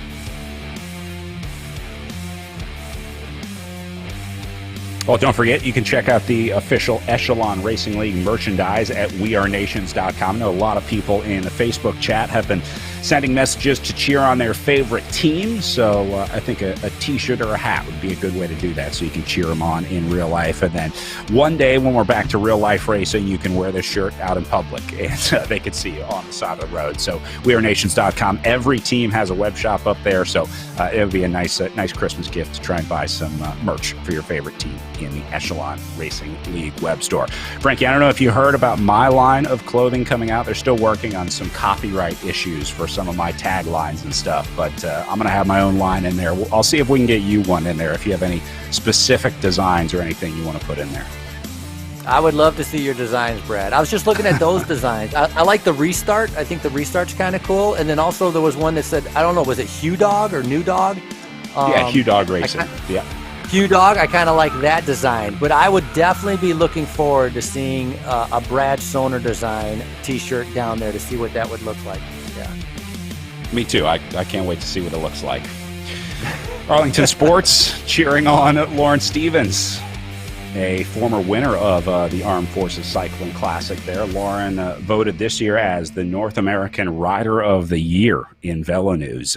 Sepp Kuss, the men's rider of the year, and Lauren Stevens, the women's rider of the year. So, again, just goes to show you the level of talent in this group. See Stevens still hanging in here for the Tibco SVB squad. What an honor to have a rider like Lauren Stevens here joining the Echelon Racing League. More and more riders, Frankie, it seems, are embracing the world of virtual racing. Well, it's not only that. Lauren Stevens is like, she's a bike racer at heart, a down-to-earth, super nice, likes to race. And so, it's like, some other riders might think this is like below them or like they wouldn't do it. But with Lauren Stevens, it's like it fits right into her mold. It's like, this is bike racing. I'm going to come out there. I'm going to like try to punish everybody just the way she likes to do on the real life world. And so it's fantastic seeing her out here. And so, it's good. It's going to be different though, a lot of strong riders here. And if you look, in real life for Doylestown, Lily Williams, sprinter, has been a previous winner. Sam Schneider, sprinter, previous winner. Skylar Schneider, Loretta Hansen, all very fast riders that could sit in and then have a ton of speed at the end. In this race, you're going to have to be fast to be able to do the sprint, but there's no like sitting in. It's not that easy to be able to sit in and save your speed for the end because it's so fast and there's so much power being put out every single lap. These are all strong riders that are going to be, it's going to be more of a strength sprint than a speed sprint. Everyone in the green zone right now, it seems like they're kind of trying to back off here and save their energy for the inevitable tough sprint that's going to happen here. I think this is it, Frankie. If you made this group, I think that's the selection. It looks like Faulkner is going to be the last rider in the group at 10th place. So I think exactly 10 riders in this group. We're going to try and go back here as we got a little time before things heat up again in the front group and try and find some riders a little further down. Some folks in the chat asking about riders outside the top 10. We will do our best to try to chase those riders down, although it does get pretty messy once you go out of the group, Frankie. Just like in real life, there's not really a race behind the race because once these riders get dropped out of the group, there's not really much you can do. It's almost unfair to be a solo rider out there when you don't have any draft. So a lot of times those riders just fall off and they'll save their energy for the next day of racing.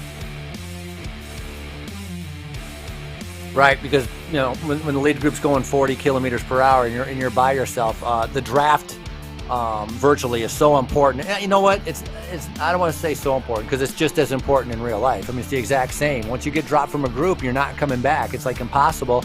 We see Emma Langley here from Team Tibco Silicon Valley Bank coming through, sitting in 13. So you got the lead group of 10, and she's just off the back. But it's it's a long ways to go. So difficult situation for many of these riders. And yeah, you're right, Brad. It's kind of a decision. Do you just keep plugging along and maybe ride at something comfortable to be able to have a little bit of a training day? Or do you cut your losses and just stop and then be able to save your energy for the Armed Forces Classic coming up tomorrow? Yeah, this is actually a decently powerful group of three. Stephanie Sidlick, Jennifer Real, and Maddie Ward in this group of three, being joined by Amon here. So these are riders that have linked up. They're trying to stay in this one. So these riders are riding together in this 13th, 14th, 15th, 16th place group and doing a nice job of it. You can see how they've linked up, Frankie, and they've all got the same goal of either trying to get back into the group or trying to minimize the time that they lose or looking for points in the series. The scoring, by the way, a little different in Echelon Racing League. So the stage races, they score based on time, but the series is an omnium based on the season of racing. So in the stage race, like Tour de Gila, they take their GC final placing and then points are assigned to that. There's Stephanie Sidlick, rider leading the way in that chase group, looking nice and calm as it seems like she's linked up with the group that she's going to be riding with for the rest of the day here. So no doubt we'll see Stephanie back in the front group tomorrow at the Armed Forces Cycling Classic. I'm sure she'll be back up into the front group because she has been a perennial contender here in the Echelon Racing League. Sometimes you just have bad days, Frankie. There's a lot that goes on in the world of a bike racer, right? Whether it's a bad breakfast in the morning, maybe you have Wi-Fi issues when you try and log in, whatever the issue is, sometimes you just have a bad day on the bike. That's part of being a bike racer. Yeah, I was going to mention the same thing, is that, sometimes you are being caught behind a couple of riders where a gap opens up and you're not able to go across it, because you mentioned the riders in that group. They're strong. I mean, Sidlick was 10th at Borrego Springs, 4th on the Pattersburg, 3rd on the Stelvio. I mean, all impressive results. And she was there with Jennifer Real, who was 3rd at Borrego Springs. And so these riders, they have the potential, the power, and the talent to be there at the end. But sometimes maybe, a loss of focus or just being on the wrong wheel at the wrong time, things can kind of go backwards. And as you said, good days and bad days. And as a cyclist, that's something mentally you have to be able to overcome. You have to really be headstrong to be able to accept defeat and be able to move on past defeat and not realize that it's a total reflection on you as your fitness, that there are good days and bad days, and you have to be able to overcome that to be able to get ready to kind of show your best stuff the following day. And so Godby, when you're winning, it's easy to be able to stay positive. When you're losing, it's a different story. Yeah, I'm amazed at the racing load that these two women have taken on over the last 6 months. It seems like every week, Christy Tracy or Jackie Godby are racing either on Zwift or on RGT. The pure amount of racing that these riders do on a week-to-week basis would be a pretty serious training load for any cyclist. So there's definitely an element of fatigue for sure, and I gotta think we're gonna get to a point where we start talking about the virtual racing season, because Frankie, you can't have fitness year-round, and so the riders are going to have to start targeting these key events and key sort of times during the season. Yeah, and the other part to pay attention to is that the indoor racing is very anaerobic. It's red level. And so you can't really keep that up, let's say, all year long. You're going to have spurts of good form where you can really dig and you can push yourself. But the amount of racing that you had mentioned, if you're doing this week after week, if you're doing this 2 or 3 times a week, you're redlining that heart, and you're redlining you're gonna burn out. You're gonna fatigue. You're not gonna be able to keep that up. And so it's important that at some point you're gonna have to take a break, build that base up, because this is like extreme form of intervals, and it can only go on for so long. And so I agree with you. You're going to have a season of indoor racing, which is great, and then you'll have a season of outdoor racing, kind of the best of both worlds. And I think for many riders, you'll be able to do both. I think you'll be able to do the outdoor and then be able to come on and do the indoor. You just have to take some gaps in between to kind of give yourself a mental and physical break.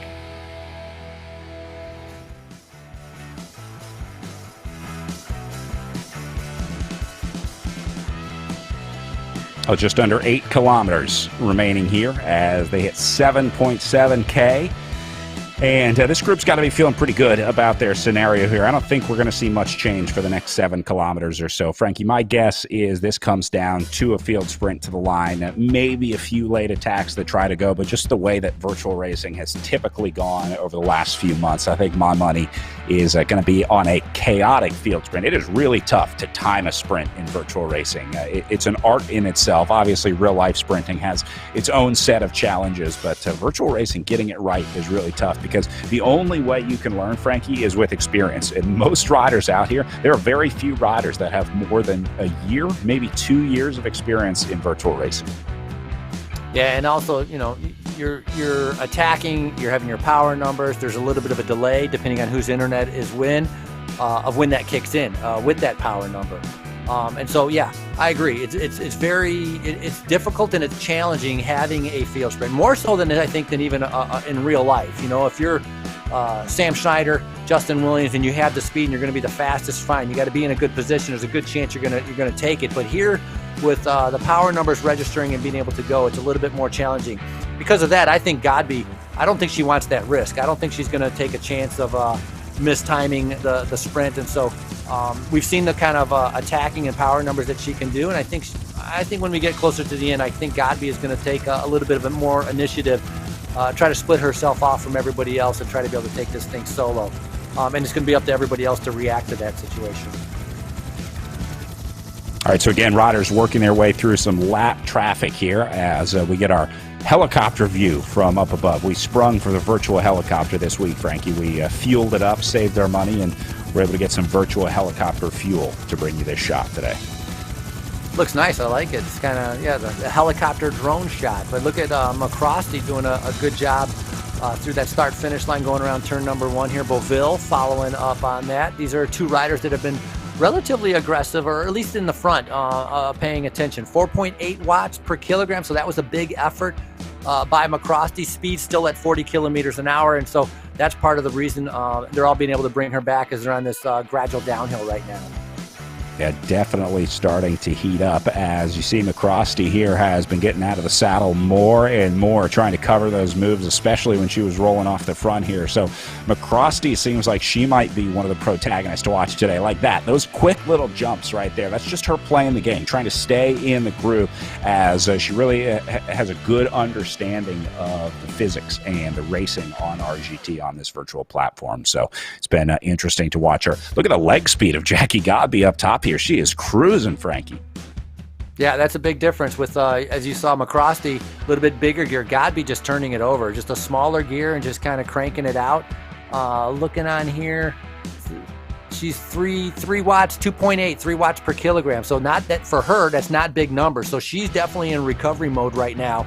As she's just trying to spin the legs to be able to keep them loose and keep them fresh. But McCrosty, is kind of funny seeing that, the pink headband, pink T-shirt. She has the pink K-tape on her leg, the pink socks, almost a pink bike too. So kind of a matching setup to be able to get ready for the virtual world here. Looking good is half the battle of riding well. So Mallory McCrosty's got that figured out. All right, 5.5 kilometers to go, and reminding you again that you can check out the Echelon Racing League Amateur Series. Registration open now for next event in the series. That'll be the Gateway Cup, December 26th and 27th. Open to all riders, 4 different categories for amateurs. You can register at echelonracingleague.com and just click on races. Again, they're visiting all of the courses that our Pro Series will be going to. So they raced the Armed Forces Cycling Classic already. We had our amateur virtual Tour of the Gila, our amateur Bucks County Classic, and obviously getting ready for the Amateur Gateway Cup coming up as well. And then later in January, the Redlands Bicycle Classic, another classic American race before we go to the virtual Joe Martin stage race at the beginning of February. So happy to have as many folks as we can join us in the amateur ranks here of the Echelon Racing League. And who knows, you might be one of the 10 riders that gets to race in the Pro Series. So it's not too late for your virtual racing career to take flight. This is just 2 different angles of our lead group, correct? Yeah, I think so. Yeah, Dobel Hilkaka, and I see her. She's on the front right now. 4.9 kilometers to go. Getting down to nitty gritty. I mean, under 5K, that's about 3 miles. They're going to start paying attention to who's doing. But look at the speed, 26, 25. And I talked about getting down to 25 kilometers per hour is going to be launching of attacks. But now this is definitely a breather at 26. Speed starting to kind of come up just a teeny bit. And so they're all waiting for somebody else to be able to do something here. And this is where that strategy, a little bit cat and mouse, just the same as it would work, out in the real Doylestown race. That's exactly what's taking place right here. Brad, I got a question for you. up in the upper left-hand corner of the screen, when it shows the power, it says 244, 254 as it's changing in the cadence. Is that of the whoever's in first place at the time? That is the rider that we are watching on the screen. It's sort of the rider that is centered on the screen. So right now you're looking at Chris Double Hickok's numbers. You can usually tell with the name above the rider on the screen as to who are watching. But yeah, these numbers that you're seeing right here are for Chris Double Hickok up in the top left. Okay, I was wondering, trying to figure out who that corresponds for. Now look at Godby on the front, 38, 39, 40 kilometers per hour. The speed continuing to go up, a gradual downhill as the battle for position is starting. You talked about how critical the corners are. Now, obviously you don't want to get stuck in the back there and try to be able to put out, 500 watts just to stay on the back wheel when the person's putting out 500 watts to be able to distance themselves and go away from each other. And so this is kind of the same thing, building up, fighting for position, very similar to what we would see at the Doylestown Criterium. Double Hickok out of the saddle right now. Big effort right now, trying to be able to make sure she stays in a good position. Godby still turning those gears over. It's impressive on how comfortable she looks. She doesn't even look like she's breathing very hard right now. Even taking a drink of water, so she's not gasping for breath. Yeah, it's amazing how solid Jackie Godby is on the bike, because we were talking about the different riding styles. She's a spinner. She's just high cadence, low gear, easy to pedal. Don't put a lot of pressure on the legs. It's more about her anaerobic capacity. So it's been really interesting to watch the different styles. Now, Chris Double Hickok, on the other hand, is a big gear rider. She will grind this out. You don't really see her spinning a lot. She's more than happy to get out of the saddle and put pressure on that way. So we're just watching on the zoom cams the different ways that the riders approach trying to get power out of those pedals. Down to 3.3K to go now as Godby takes another little look off the front, but again, not quite going into her VO2 max power zone. She's still in the blue and green zones here, so that tells us that she's not really hitting it too hard. It's not until you see that long sustained red bar like we saw with Chris Double Hickok there just a second ago. That tells us that they're really making a move. So you kind of have to watch the colors change and then see how long they stay there to get a better idea of if whether this is a sustained attack or just riders trying to cover a move or close down a gap in front of them. Frankie, talking about gaps, the other thing you see in the top left of the screen is the distance that they have to close to get optimal drafting. Now, when the number turns red in the top left of the screen, that means that the riders are doing more work than they need to. It basically means that watts are being scrubbed off because they're in the group, and it's a physical barrier. You can kind of think of it like that. So when the numbers go into the red, that means that they're wasting energy. So you want to make sure that top left number goes into the red as little as possible, because it means you've got a few extra watts being thrown away on the top end. Right, so like if you're on the front, you're going to be seeing some red on those numbers because obviously you're not taking advantage of that draft, and we've seen Double Hickok fighting for position and staying in the front. Godby, I think that last attack pretty much stayed in the same gear. You talked about her being spinning. I think she got out of the saddle and just kind of spun it up to kind of see what would happen. I really don't think she shifted to put in big power on that move. Double Hickok kind of wiping down to be able to get ready for his final surge. Tracy looked comfortable also. And as you mentioned, Brad, all of them just laser eyes on the screen waiting to see. Speed going down again, 27 kilometers per hour, 0.4 kilometers to go. So getting a little bit closer towards that finish line, but the speed and coming up on an hour and a half of racing. That is a ton of racing on the indoor trainer, especially at the intensity the women have been going.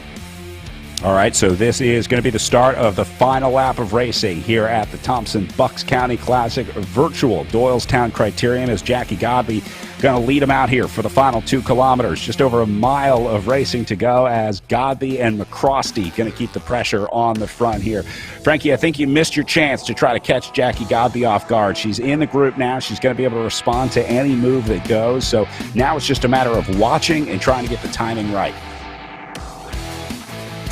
Riders, you had mentioned, Brad, we're going to be coming down to the sprint. It's exactly what we see here. 10. One thing I miss about Doylestown Criterium is they would have those pace cars.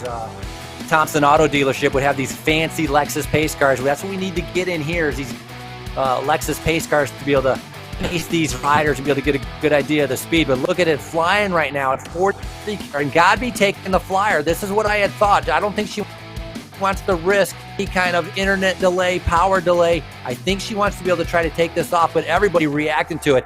You talk about having a target on your back. Godby definitely has a target after sweeping all of the races at Tour of Gila. Yeah, look how quickly they responded and swamped Jackie Godby on the front. Going to be a lot harder for her to get away going forward as we get down to 1.3 kilometers to go now. There's the final kilometer barrier as Double Hickok gets up to the front. Godby is there as well. It's now or never if you want to launch your late race attack. Now's the time to go. If you've got any watts left to throw at the problem, this is the time to use them, because otherwise the sprinters are going to have their day out here. It's about who can do the best power for the next kilometer. It's only going to be about 30, maybe 45 seconds of racing remaining here as they push to the line. And Frankie, this is, it's tough. It's really tough to play this the right way. It's tough to find the strategy, but they're going to try. Look at Double Hickok out of the saddle trying to go. Godby still sitting in, but with a very high cadence. I don't think that's changed the entire race. She's really doing a nice job of riding her own race here. 800 meters to go now. Yeah, the meters are coming down right now. Double Hickok doing a good job. It has done too much right now, because right now 3-4 watts per kilogram. We're going to get up into 6, 7, and 8 watts per kilogram when the sprint starts. And obviously it has not started yet, because you're 700 meters out. Speed's only at about 34 kilometers per hour too. So all things that they're waiting to see who's going to react first. And this is what, Brad, you had talked about, the experience, the timing of the sprint, when to go to be able to get the most out of the draft and your speed really is coming down to a critical time right now with under 500 meters to go to see who's going to be the virtual Doylestown winner. Well, they were still waiting up until 600 meters. Here goes one of the Project Echelon riders off the right-hand side. This might be Christy Tracy having a go at it. It is Tracy going to be going here early. Now, again, this was the move that we talked about. Christy Tracy trying to catch the rest of the group off guard, and she's looking very good for Tracy here as she goes inside 300 meters to the line now, but it's going to be close. Here comes Krista Double Hickok. It'll go all the way down to the line here in the women's Doylestown Criterium as Tracy tries to make a late race flyer here. She's got 150 meters to go now. Can Christy Tracy hold on as Krista Double Hickok tries to close down the gap? There's the line up ahead. They can see it. Oh, it's going to be so close for Christy Tracy, but she gets swallowed at the line. And I think Godby's going to do it. Wow, Jackie Godby gets it done again in Doylestown. What patience and what power coming from Godby. An unbelievable sprint like that. I really thought Christy Tracy was going to be ahead of it. I'll tell you, a perfect move by Christy Tracy to be able to do that attack. 8 watts per kilogram, and she was just hanging on trying to get to the line. But Godby, once again, showing she's strong, powerful, and fast. So Godby, Stevens, and Tracy, your podium. Faulkner will go 4th. And then here's the rest of the group finishing up. Jen Real racing for 13th with the Maddie Ward group here as we try and keep an eye on our top 20 here. Let these riders finish up and then try and grab a word with our race winners. Frankie, I am thoroughly impressed with Jackie Godby over the last few months of watching the riding here. It has just been incredible what this woman can do. A real natural talent on the bike. Yeah, a huge talent, a huge power, an aerobic engine that can just go. And I can see why, you know, we talked about 3-time triathlon champion out of Chicago triathlon champion. This is why. She can definitely power a bike with a lot of power. And that's coming in handy, especially on an uphill sprint like this. Lauren Stevens stayed quiet, right? Forgot about her even in the race. We talked about her a little bit, but she really didn't show her colors too much. And then Double Hickok, I got to give her a lot of credit too. Very aggressive, doing the best she can. I mean, she's so lightweight. She's a climber. There's not a lot of mass to her. And so she, fought for position to be there at the end. But, coming out, I think she just missed out at maybe top 10, but not in that podium area. Here's Angie Bonacisi sitting in 11th place right now. And looks like she's going to bring Collins with her as they wrap up their final 2 kilometers of racing. Just like real life racing, Frankie, we see a lot of fun finishes like this where riders that have kind of linked up during the race ride together and then just finish out the last couple kilometers. It makes for some fun sprinting sometimes when you get a kind of a match sprint set up here.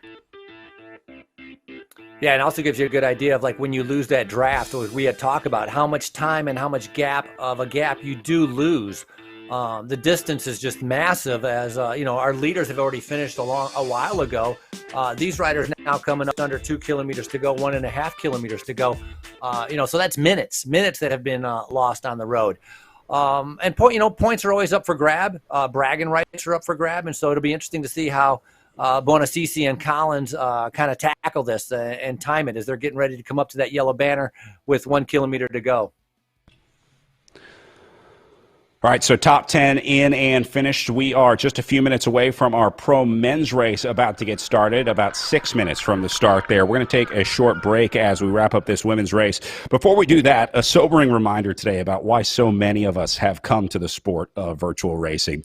Last week, Thompson Organization President and founder Jack Thompson succumbed to complications from COVID-19. Jack was a self-made man whose early love of cars led him to the automobile business, where he became one of the country's first Toyota dealers. He had a long love of racing as a founding member of the Old York Road Sports Car Club and a steadfast supporter of the Bucks County Classic. Former race director John Eustace said it best about Jack. He was never in the VIP tent, never accepting the praise of the race staff on race day, but instead Jack was always found along the race course, watching the racing intently, fostering his and our love of racing. Jack Thompson was 89 years old, and we'll be back in just a little bit with the pro men's race after this.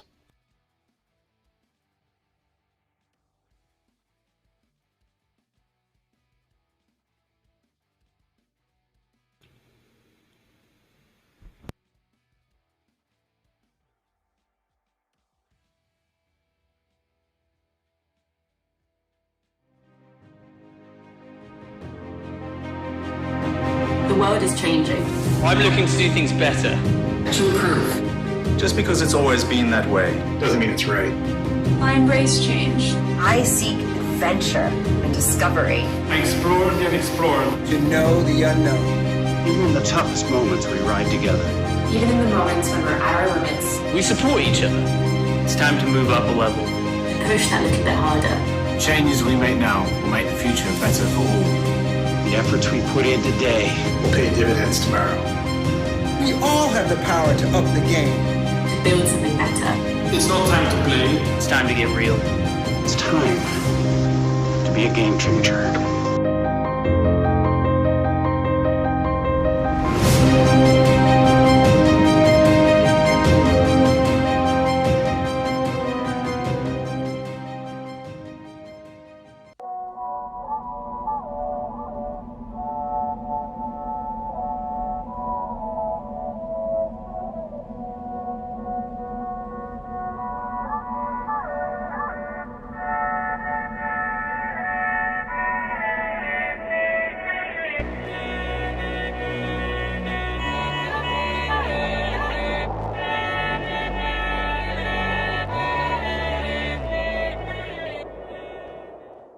As an athlete, getting marginally better is one thing. Getting exponentially better puts you in a whole new ballgame. Biomoto uses a proprietary digital process to capture movement at 200 frames per second and 70 sensors per foot to measure ground-based forces, resulting in advanced motion analysis that's up to 10 times more accurate than orthotics. It's the data generated by this process that allows Biomoto to construct custom insoles that make athletes faster, stronger, and more stable, and results in an unprecedented 95% success rate.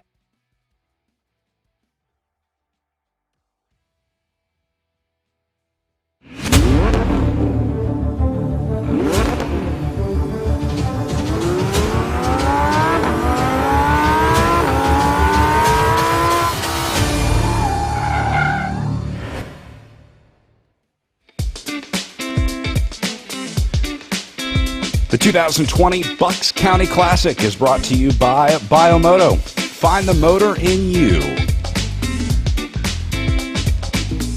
By Nations, enhancing the reach of esports.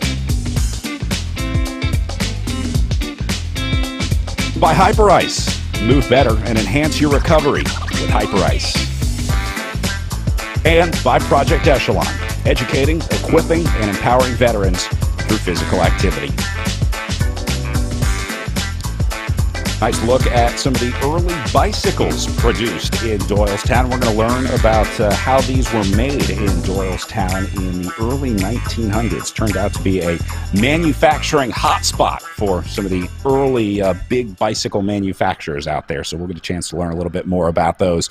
Meanwhile, pro men on the line. We are 1 minute away from race start here, Frankie, and this one is going to look very similar, I think, to what we saw in the women's race earlier. I'm expecting to see some fast, aggressive early racing here, and then that selection before we see what I think will be another group sprint, Frankie.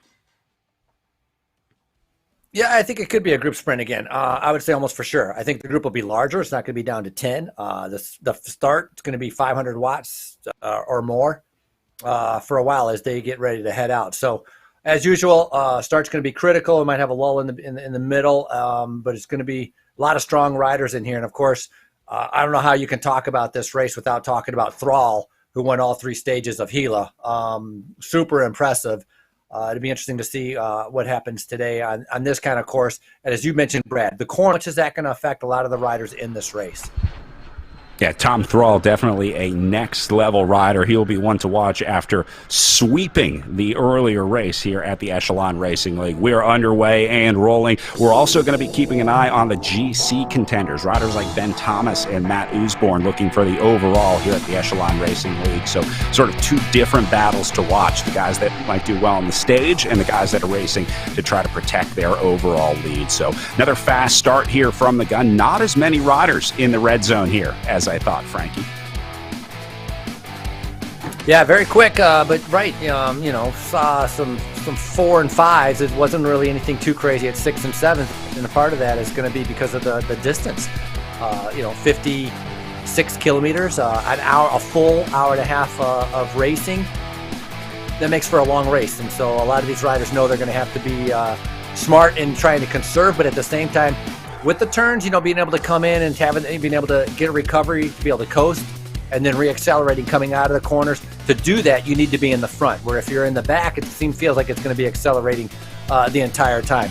We're going to see a lot of flyers right now as riders are kind of still putting in that power to kind of get into position. They're trying to find that sweet spot where they can kind of sit around in the front. So it's almost like this fight for position as they head out on course.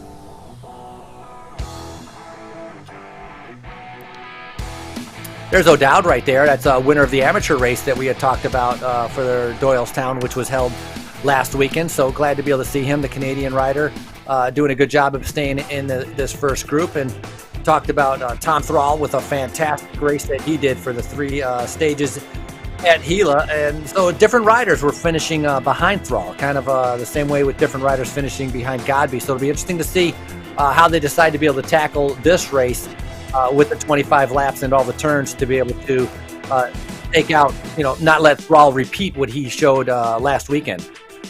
Yeah, but again, it's so tough to try and box these riders in. I mean, all the riders knew what they needed to do with Jackie Godby, and she was just too strong to contain. So it's another maybe lesson that needs to be learned in virtual racing is how do you contain these riders that we're learning are seemingly so much stronger than the other riders, because there's got to be some way that you can beat these riders. If you're not going to be able to get there through the wattage, you got to be able to get there through the tactics and the racing. So it'll be interesting to watch as that evolves, as sort of more and more dominant riders come to the fold. We saw it in road racing too, Frankie. There are the years where we talk about the dominant teams in road racing, right? They're ruining the sport because we have these teams that are almost too good for the sport, but eventually the other teams always find a way to beat them. The dynasty never lasts long in pro cycling. Yeah, very well put. And I thought Christy Tracy was going to get that race. It's amazing how Godby timed that with just, 10 meters to go to be able to come by for the win. So all the credit to her with the experience coming through. But yeah, fitness comes and it goes. It goes up and down. And so right now for some of these riders, they're having great form as we see this, speed here, 40, 42 kilometers per hour, very, very fast. You can see the gaps opening up around the corners, and that's what the riders really need to pay attention to. See Frank Conduit in the front there. Good to be able to see him in this race. Usborne, some of the usual kind of characters. And so we're going to see that at least for the first half until the group starts to dwindle down a little bit. because of the speed. In the beginning, everybody feels great. It's like after a half hour, after 45 minutes, then the legs start to go, and you just can't produce the power that some of the best guys can. All right, I want to bring in our women's winner, Jackie Godby, here after a little cool down, winning the women's race and watching this men's race. Now, Jackie, a much different race here in the criteriums other than the road racing. It seems like a lot of this virtual racing is road racing, but how are the criteriums different for you, and did that affect your racing today? Absolutely. So, during your interview earlier, you really put your finger on it that these crits are more up and down power. There's a lot of punching, a lot of sprinting. And from my background in triathlon half Ironman, there's a lot of metabolic strategy that goes into it. When you do these longer races, you're going to be tapping deep into those glycogen stores. And every time you sprint, you tap into those glycogen stores more. So, after an hour 20, after an hour 30, you have to make sure you have enough sugar in the tank, even though, you burn sugar 4 to 6 sprints every lap. So, think about this race. We had 100 times where the whole field was sprinting over 400 watts, over 500 watts. So you have to think, what do I have to do in the entire race to bring that finishing power, to bring that 600-700 watt sprint at the end? And for me, it's all about sugar, and it's a very different strategy than when I know I have to go 10 miles uphill and hang with the lighter riders. Yeah, watching you on the Zoom cams, it seems like it's almost tough. You're forcing yourself to eat. I've noticed your Swan, your John, is almost forcing these gels on you. You're so focused in the race, and you don't always want to take these gels. But is that tough to try to force yourself to get enough calories and enough sugar in there? It really is, but I remember the third race of this series when we climbed that mountain, and that was the one race I was not as good about my nutrition. I was like, I don't want to eat. My heart rate's at 180. It's been 40 minutes. Like, there's no break where I can take this gel. And every time I don't want to take a gel, I just remember how horrible that felt, and I'm like, well, you can either eat something that tastes like a vanilla milkshake, or you can feel just terrible, and that's not a hard choice at that point. So, Jackie, how does the racing change for riders just getting into virtual racing? What's the advice for criterium racing? Can you give the guys out there any advice right now? Because it looks like some of them could use it. I would say know when to rest, know when that downhill is, know when you can take your gel, know when you can stop pedaling. I mean, I talk a lot about metabolic efficiency, knowing that I'm going to sprint for 5 seconds out of this turn. But I also know there are 4 to 6 times in every lap where I can race, where I can stop racing, I can stop pedaling, and I can just take that moment to reset and honestly look forward to the next break. That's one of the fun things about criterium racing. Even though you have these sprints, you also have these breaks where you can just mentally reset, figure out what to do next, and you don't have to be on 100% of the time. Jackie, last question. Could you feel the target on your back out there? I mean, at this point, are you starting to feel like it's tougher and tougher to get moves away? Yeah, but I'll be honest, I put targets on the riders too. There were so many fantastic racers out there today. Christy Tracy, always fun to race against her. Lauren Stevens, Mallory McRosty. I learned how to do the sprint finish from Mallory McRosty back when I started doing the USA cycling criterion. So, just seeing these riders time after time again, I've put targets on people too, and that's just part of the fun, is knowing that I get to race my friends at this point every weekend. So, there's nothing to lose. There's always something new to learn. There's always a friend or an opponent to congratulate. So it stays fun. Always interesting to hear who the hunted is hunting out there. Jackie, congratulations, and we'll see you out there for the Armed Forces Classic tomorrow. Another criterion, but you got to be feeling good. I'm looking forward to it. Thank you so much. All right, we'll see you out there. That is your race winner, Jacqueline Godby, today with the virtual Bucks County Classic. Want to bring in Christy Tracy up next, who we also watch a lot of out there, the virtual racing and the cameras for Christy, who is one of the more consistent riders on the bike. But, Christy, we were looking at your power file from the amateur race earlier. A lot of up and down out there. Was it the same out there today? Definitely. The amateur race I did was actually the Armed Forces, which is tomorrow. I felt like Bucks County wasn't quite as technical, that the turns weren't quite as sharp, but it was definitely just lots of up and down, which for me as a more of an endurance time trial type rider is tricky, but I love it because it's a way to work on something that doesn't come naturally to me. So it was a good race. Yeah. Is it significantly different racing a criterium over racing these the road race RGT courses? I mean, how different is it? Is it a completely different discipline of racing? Because, you know, in real life on the road, we kind of consider criterium a separate style of racing. Should we be looking at it like that in virtual racing as well? It definitely is. For instance, my normalized power versus regular standard power is usually much, much, much higher in criterium races because you're just up, down, you're coasting the turns. And you have to learn to not, like the first couple I did, I would pedal through the turns and you just lose so much ground because you take the wide line and then it applies that brake. And then the other thing I found with criterium racing in RGT is spinning out of the turns works really well for me. So the first few that I did, I would go in a really big gear and I would just like load my legs up trying to hammer out of the turns and just blow up. So it's definitely something, it's a finesse that you have to figure out. And yeah, definitely different than the road racing. Because in road racing with RGT, it's much more just power through it. And it's not as up and down. We were talking with Jackie about sort of the targets on your back out there as the riders that have had some of the more consistent results in the Echelon Racing League. Seems like we're kind of starting to figure out what that lead group is going to look like for the remainder of the season. Do the racing tactics change? Are you seeing the racing changing now that we're getting a better idea of who those riders to watch are? And do you feel pressure having a target on your back? A little bit, but I like it. And I love the fact that we had some new competition this week, that we had Timco in there. So it's really great because you race these girls in real life, so you know kind of what their strengths are, but you don't know how well they've adjusted to the platform yet. So it's really great to learn the competition because knowing your competition is half the game, especially in esports. So yeah, the fields are great, and it's a little bit different tactics next week, and we're learning who to watch. And I like having a little bit of a target on my back. It's fun. One more criterium. Okay, go ahead.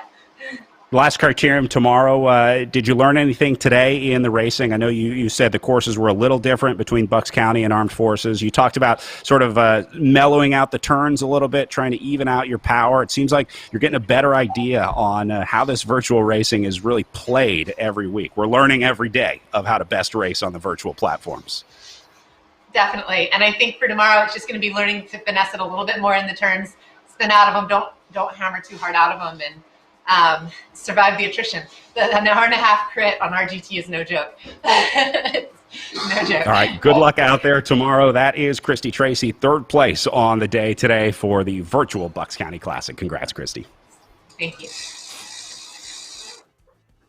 All right, well, we saw some attacks off the front of the men's race earlier. Nothing stuck. We did have an EVOC bike team attack with one rider going away solo, but that one was reeled back in. Now you see Matt Usborne getting out to the front. Now, Frankie, this is an important race for Usborne because he is sitting second place overall to Ben Thomas. So Usborne needs points every day here in the series of the Echelon Racing League. So for a guy like Usborne, it's not necessarily about winning today, but just making sure that every day that he races, he can stay somewhere inside the top 10 because his ambitions are in the overall. Just like real life racing, we have the riders going for the GC and the riders going for stages. So a guy like Matt Usborne or Ben Thomas certainly going to be looking for the GC, but a lot of stage hunters in here as well. A guy like Tom Thrall, not doing so great in the general classification, but absolutely a threat to win the stage today. Well, some of the riders are riding many of the races. Some of them are only riding a few of the races, or maybe they came on a little bit late. And so Thrall, obviously dominant at Gila, missing out on the first set of races. But Thomas and Usborne very well evenly matched, with their results. With Thomas taking the Stelvio, Usborne was third on the Stelvio. Pattersburg, Ben Thomas was sixth, while Matt Usborne was second. So both of these have had the best of each other during some of the two races. And so they're going to be keeping an eye out for each other. As you've talked about, those points are very valuable. But the best way to be able to do that is just to be able to do the race and try to win it. Follow those winning moves and try to be able to stay up there. See Peter Olenchek right there, number 39th in position. Super strong rider on the road. A good time trialist also. Being able to stay in this group. And so you could see, from the beginning, the group has dwindled down. It's still maybe 35 riders in this front group, but the start just very, very tough as the speed, we're going 57 kilometers per hour. I mean, we're just under like 35 miles per hour. And some riders are only putting out 2.8 watts per kilogram, taking advantage of that draft savings. So very, very fast and hard to be able to kind of go up the road or try to be able to break away on your own when you have such a high speed. Yeah, you can really see the drafting in effect with the numbers, even at these high speeds, how many riders have to put just a few watts per kilogram in, while the riders at the front are doing 5, 6, 7 watts per kilogram, but some riders are able to just sit in with 2 or 3. So there's definitely an element of smart racing in virtual racing and understanding how to draft and how to ride in that group. And as we heard some of the riders talking about earlier, sometimes that's just something you have to learn. Here goes Matt Usborne taking a little look off the front into the red zone here. Interesting move, Frankie. Yeah, very early on. Usborne just put out 10 watts per kilogram, a huge attack right there very early on. And it was interesting with Godby about how she handles coming out of the corners. Or I was actually Christy Tracy talking about how she handles coming out of the corners with spinning it instead of trying to power it. And so that's something that obviously would apply for the men and the women and trying to be able to figure out the best way to be able to get through. But big reaction from the group again, 37 kilometers an hour. Everybody kind of coming back up to Usborne. Perhaps just out of the saddle, kind of testing himself to see what kind of reaction he can get from some of the other riders. But pretty big group right now, and it'd be very interesting to see kind of the back of this group, who's kind of swinging back there. Who's punching tickets, who's the bus driver. As a lot of these riders are trying to be able to stay with this first group. I see a lot of the big names riding up at the front, as has been the story for most of the virtual racing here. Here's the series standings heading into the day of racing today, with Ben Thomas at 128 points. You see Matt Usborne, who we talked about earlier, at 109. And then his teammate on the Above and Beyond Cancer presented by Bike World team, Hayden Warner, sitting in 3rd place overall. Now, Tom Thrall in 4th overall, but look at his points, 77 points to Ben Thomas's 128. So 2 very different approaches there. Charlie Velez, another stage winner for the Canyon Esports team, sitting in 4th, and then Zach Nair, Charlie Ravel, Will Harden, Neil Ostenfeld, and Hal Blackburn rounding out the top 10. But Frankie, let's talk a little bit about Ben Thomas here, the British rider riding for Team Tour 2000, presented by Callis. This guy is incredible. He's a UCI mountain biker, he's a coach, and he's a pretty good virtual racer as well. This guy can do it all, as we saw early. British rider at 32 years old. He's been crushing it in the Echelon Racing League. Yeah, I've been riding really good. I mean, the most impressive ride that I saw from him was winning on the Stelvio. That massive long climb and the power that he was able to put out remained steady and was high numbers the entire way for him to be able to take that win. And of course, with that win on the Stelvio, that jumped him into the lead to be able to kind of put him in a position of being the point series leader. So Ben Thomas, somebody definitely to be able to watch out for. And Thrall, we talked about winning all 3 stages of Gila. I mean, who does that? Yeah, it was an incredible ride for Tom Thrall, sweeping the weekend out there and certainly catching a lot of riders off guard. This is a guy that I didn't know his name, and I was kind of surprised because of how strong he was. He had spent a year racing overseas on a team based in Singapore, I think. So was actually living and training overseas there with the team, and has since returned to his home base of Nashville, where he's now riding with the EVOC Bike Squad for some virtual racing here. So nice to have Tom Thrall in the mix here. It's been really interesting to watch him race, and I think he's going to be my pick today, just because the way that he swept Gila, and I think sprinting is one of his real specialties. There's no doubt that we're going to see Tom Thrall at the finish today, if he can make it, if he doesn't get dropped or nobody goes to the front and puts down a big attack that gets him gapped off. But I think he should be fine. Thrall is my pick for the win today. I think it's a safe pick. I mean, Thrall, with the strength that he showed at the Gila, is he's not going to get dropped from this group. And if he's able to, and some of those other races at Gila definitely finished in sprints, and the timing is correct. He kind of knows how to do that. And so I think he can be a pretty good pick. One person that's just missing out, he hasn't been able to get a win, but he's been very close, is Zach Nair, the 24-year-old. He's been riding very good. So I'm going to pull for Zach Nair. He's gotten a couple thirds, he's gotten a couple seconds. Just missing out perhaps a little bit of the timing for the sprint. And so we'll be able to see how that goes for him. Yeah, Zach was part of the Esports Worlds team as well as an assistant director sportif, as if having a Esports World Championships wasn't weird enough. We also had virtual directors that were in the ear of the American riders, giving them sort of advice on the situation out on the road. Zach Nair is also a pretty talented coach, and so giving some insights there. But a pretty interesting role to have, being a virtual director sportif, a virtual team director. I know you spent some time in the team car, Frankie, in your years as a team director, but I got to imagine a virtual racing director is a whole nother world. Well, yeah. I mean, if you're comfortable with it, the virtual world, and you know it well, I could see how it would come in handy, and being able to tell them what to look out for, how to be able to, counterattacking and riding, and who's got to chase. Like Hodges right now, a big attack right now, 4.3 watts per kilogram, going 45 kilometers an hour, getting a little bit of a gap. The group is it's amazing how fast the group comes back when they put their mind to it. So as an assistant, as a virtual director, that'd be very different. It would be pretty interesting on to be able to hear some of those communications, and perhaps that's something that could be brought in a little bit later on with the Echelon. Would be able to hear some of those the way kind of you hear like Formula One with the race radio, or NASCAR. A little bit of insight into what they're talking about, or what to them is important at certain points of the race.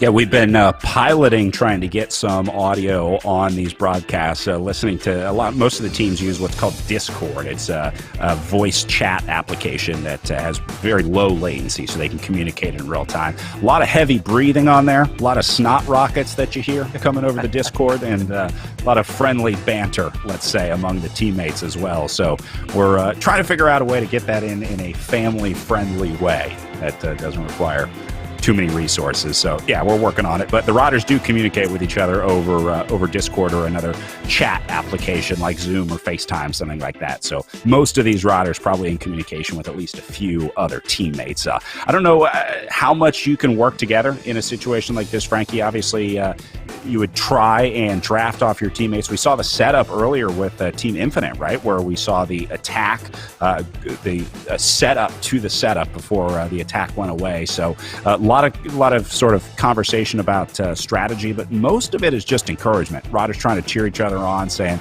I either have it or I don't today, and just some kind of friendly banter to keep the spirits up among the teams.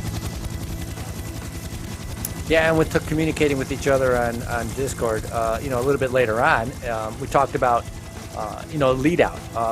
Granted, it doesn't really look like a lead out, but if you have a team, if you have a couple teammates that are up there and they're putting in a pretty good effort to prevent, let's say, Thrall from taking a flyer, or somebody from, taking a flyer, and you're keeping the speed right at around 45 kilometers an hour, that's something, that can come in handy with having some help with some other riders in the race. But generally, really, it's mano a mano. I mean, it's the power of one rider, throwing down in the trainer, trying to match what everybody else is putting out there.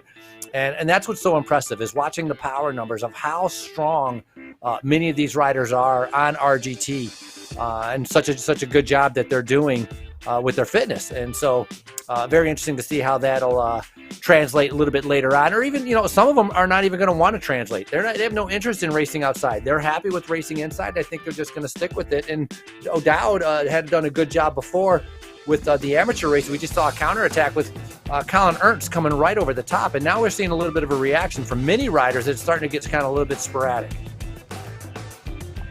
Yeah, panic starting to set in here, maybe just a little bit, as they go to 40 kilometers of racing to go. Frankie, of course, again, it's all about the turns in Bucks County at the Doylestown Criterium. The uphill section probably has a much bigger impact in real life, but on the virtual platform, it's the 8 turns that make this one so tough. Very fast course in Doylestown as well. I know you go every year to watch the racing in real life. There is a surprising amount of elevation gain on this one. It's spread out over the long sections of the course, so nothing is really steep, but there are a lot of long, fast downhill sections in this Doylestown course. Yeah, the backstretch has a very fast downhill section. Corner 1 and corner 2, it already starts going downhill. It's very quick, and then you have a long stretch going through a bunch of intersections with that kind of I don't want to say speed bumps, but it's kind of bumpy. And then the bottom part of the course, when you're kind of going around turns like 4 and 5, it's not so bad. It kind of flattens out. Then you have a long, gradual uphill which really is the toughest part of the live Doylestown course, leading up towards that start-finish line. And that's where you see a lot of riders struggle. The group on the front is going, and you can see the gap starting to open up. You talk about, shoulders swaying and people out of the saddle. Very, very difficult. And so it's a challenging course, not only because of, that speed and the elevation gain, which is that long climb, but also the distance. It's usually a longer course. And so, after a certain amount of racing, the legs just tend to give out on a lot of the riders, especially on the uphill. Yeah, fatigue of the season and fatigue of the race eventually start to set in as we get a good look at some of the riders in the Zoom room there. Seems like they're taking it kind of easy right now. I saw a lot of riders eating and drinking over the last few minutes, so that tells me that there's a good opportunity to maybe try and take some nutrition on, although for a lot of riders, it seems like there's never a good time to eat or drink. That's something a lot of people struggle with, Frankie, is making sure you're eating and drinking enough. Hey, Brad, check out Michael Swart in the bottom right-hand corner with his his Christmas hat on. And Hold then, on, let me see if I can bring to, him up full screen. Hold on a second. Well, next to him, we have the Christmas hair, which is kind of funny. So what happened to him? He disappeared. Is that? Yeah, check it out. That's great. Full celebration. I like it.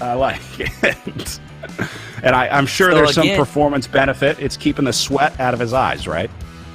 There you go. It's keeping the sweat out of his eyes. Again, he's in the cold garage. He's got the skis right behind him. He's got automatic cooling, with no insulation there. So he's going to have those frigid temperatures, which help a ton.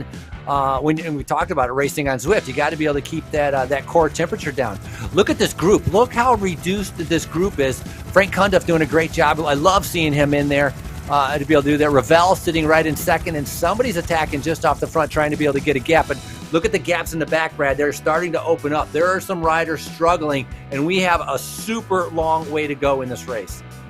Yeah, this is Hodges lighting the match up on the front. Ravel and Blackburn both going to respond, but Evoc Bike has been super aggressive out there today. I think they had a team plan coming into this one that they wanted to get to the front. They wanted to put the other riders on notice because remember, we saw some attacks from them earlier in the race. I think Patrick Wall was one of the riders that went early for the Evoc Bike squad in the white jersey with the black shorts. So they've been really aggressive here. That makes me think that they might have a team plan coming to this one. Certainly one of the better organized squads in the Echelon Racing League, that's for sure, on the Evoc Bike presented by Insured Team.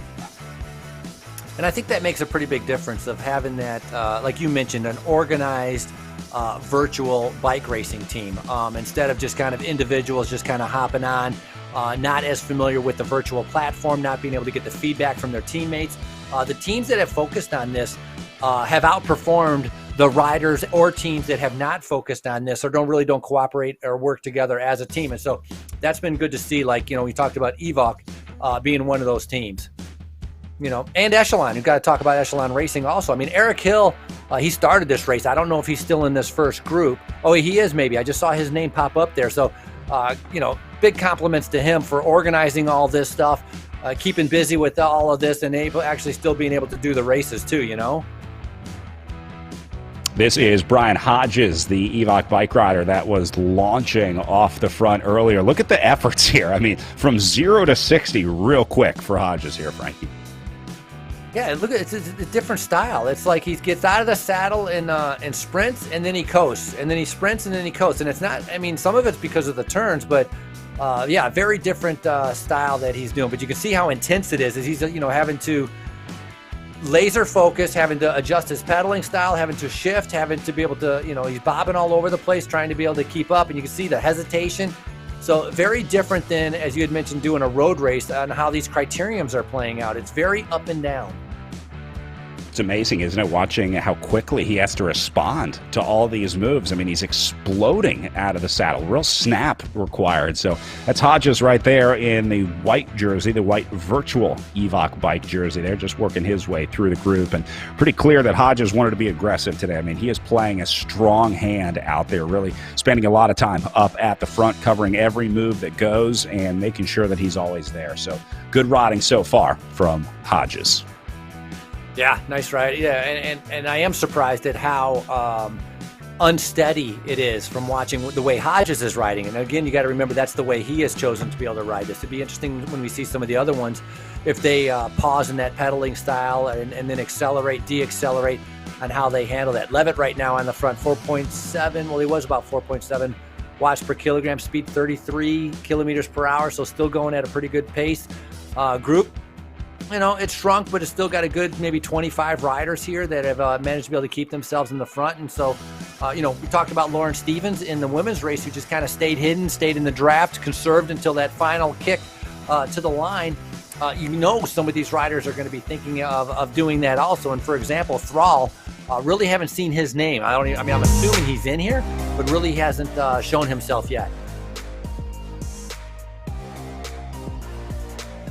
Yeah, knows he doesn't have to get there, I guess, until the end. So Thrall just trying to stay calm and maybe wait for his moment to get into the group. Jones up there, Lister starting to surge as well. Nice to see Frank Conduit, one of the directors of the Echelon Racing League, in there as well, sitting right in the middle as Mike Swart moves up the left side of the road here. Little gap, putting some riders in trouble. This is a good view from over top. It's nice to see sort of the dynamics that go into the game here of racing. So, Frankie, earlier we were talking about Tom Thrall, the rider that swept the Virtual Tour of the Gila. 3 stages there. Now, it's important to note that at Virtual Tour of the Gila, the 3 stages were very different. Thrall won the Silver City Criterium, but he also won the Mogollon Road Race and then the Gila Monster stage as well on the 3 days of racing here. So it's not surprising to have the same rider winning all 3 days, but it was surprising to have a rider that won a Criterium and then a road race. And the Criterium on day 1, the Silver City Crit, I think the most similar stop of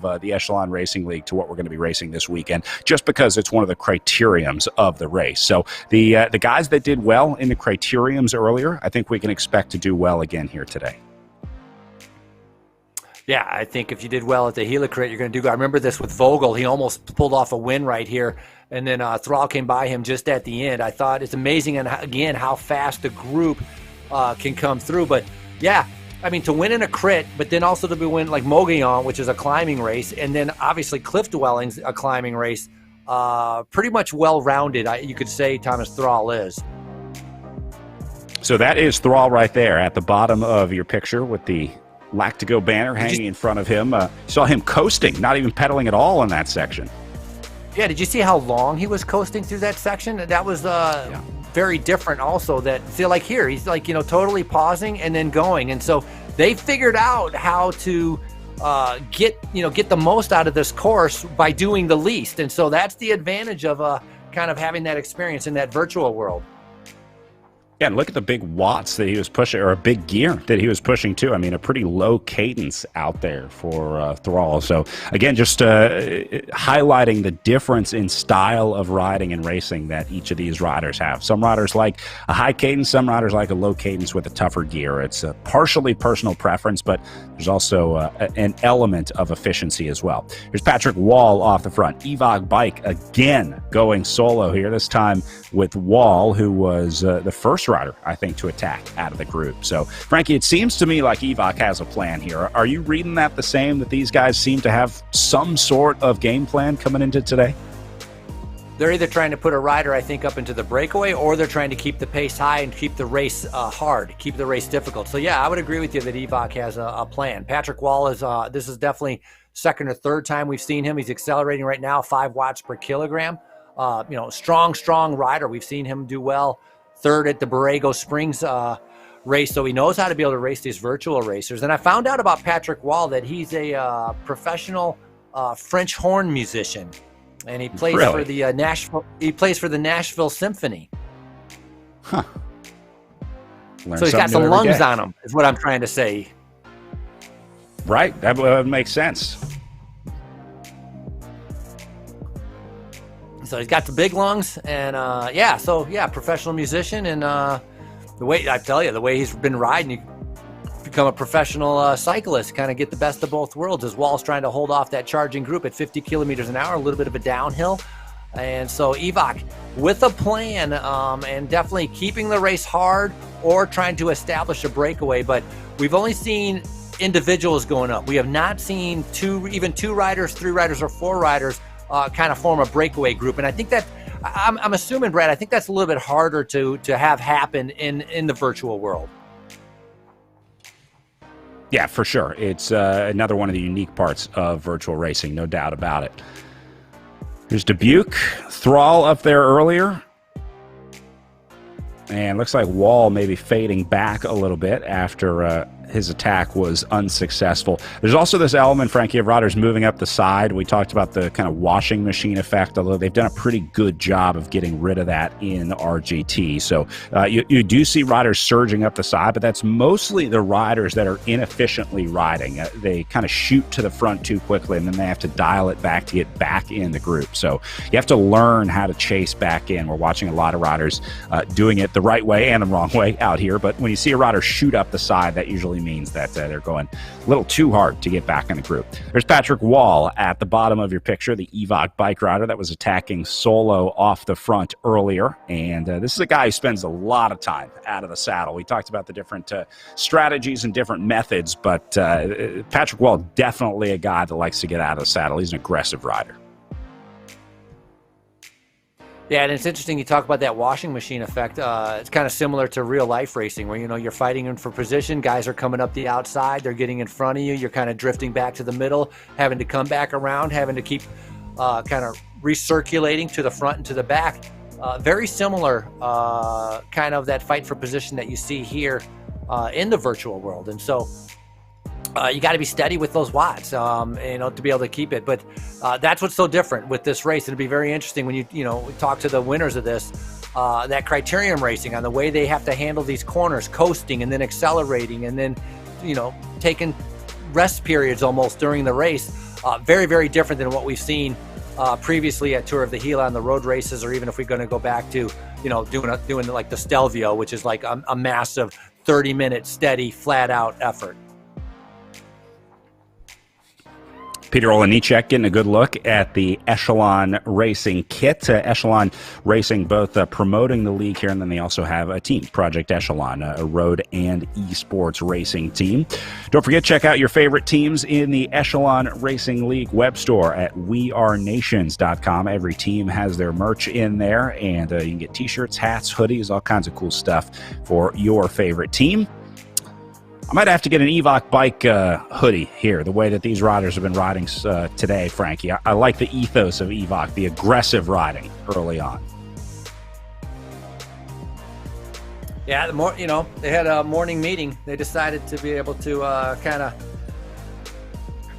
put the attack onto the group, and so that's exactly what they have been doing. So Evoc's been going at it. Usborn now coming back up to the front as Thomas is sitting on the side. You can see I don't know, I think Usborn's the one that's highlighted, kind of getting those watt savings. And of course, that drafting so important in this. And the speed, 40 miles an hour right now, granted they're on a little bit of a gradual downhill, but to go 40 miles an hour, you can't be, you're not in your 53.19. You're going to be in a big gear putting out some power, but you can see the low power numbers. Everybody's been able to take advantage of the way the RGT platform is, which actually allows you to coast and recover on certain sections of the road.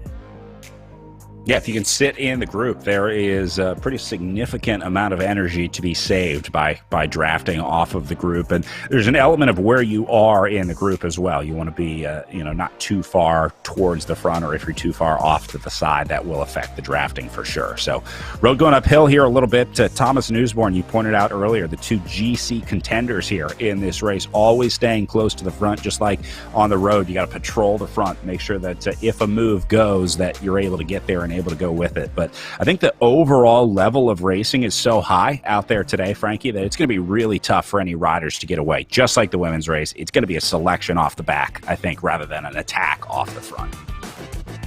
I would agree with you, Brad, and I think maybe down to about 15 riders, maybe 20 riders, as this.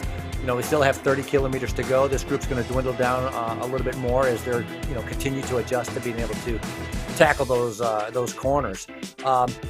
Surprisingly, numbers 4 watts, 3 watts per kilogram, so nothing too crazy, as they're just trying to get some of those kilometers gone underneath them and have some time pass by underneath them before I think they start kind of doing a little bit full-on racing. So long ways to go right now as see whoever's doing 500, 600 watts as Olenchek, I think, is on the front, responding to a move, trying to be able to bring back Jamerzik. This is a nice move here. Look at that, 7.3 watts per kilogram. So this is a serious move right now by Jamerzik. I like this. He got tired of the group just sitting in, said, I'm going on my own. So Jamerzik heading out solo here for the Restart Racing team. Now, this is the team with a lot of strong riders on this squad. Jaden Yeager, we saw racing earlier in the series. So these are some talented riders on Restart Racing. And Jamerzik right now trying to have a go at it all by himself. Now, that's a lapped rider. He won't be able to work with number 37 that he's going by right there. So Jamerzik, he might be well advised to let up just a little bit here and try and coax some riders to come with him, see if he can get a little help in the breakaway, because 29 kilometers by yourself on RGT, Frankie, is going to be really tough for Jamerzik today.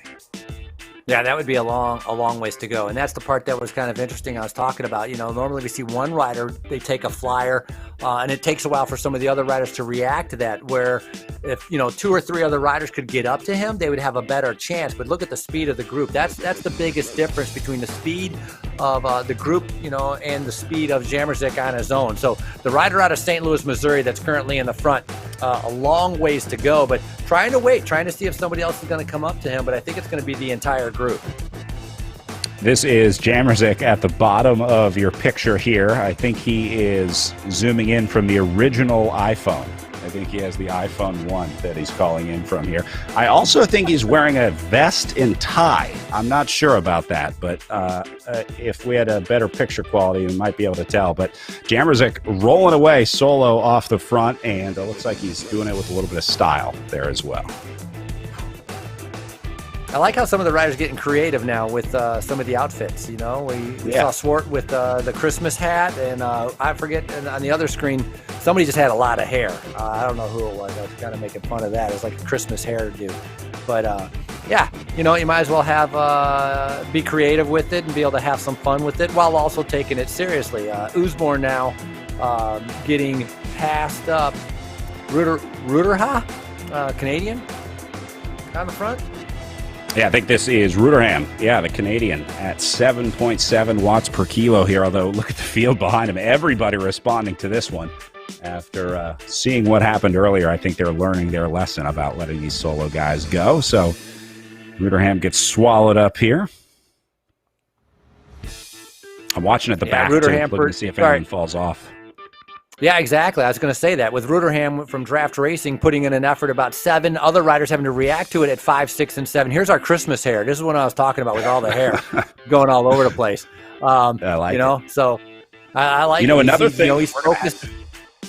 Another thing we have to figure out with virtual racing is the jersey thing, because it's very clear now that a traditional racing jersey is not the best thing to wear in virtual racing. They pretty much all unzip them and take them off immediately. So we got to work out a better uniform for virtual racing. I know it's hot, so that's what I'm saying. We got to figure out how to get some branding on the bib straps or a base layer or something to replace the traditional jersey for virtual racing.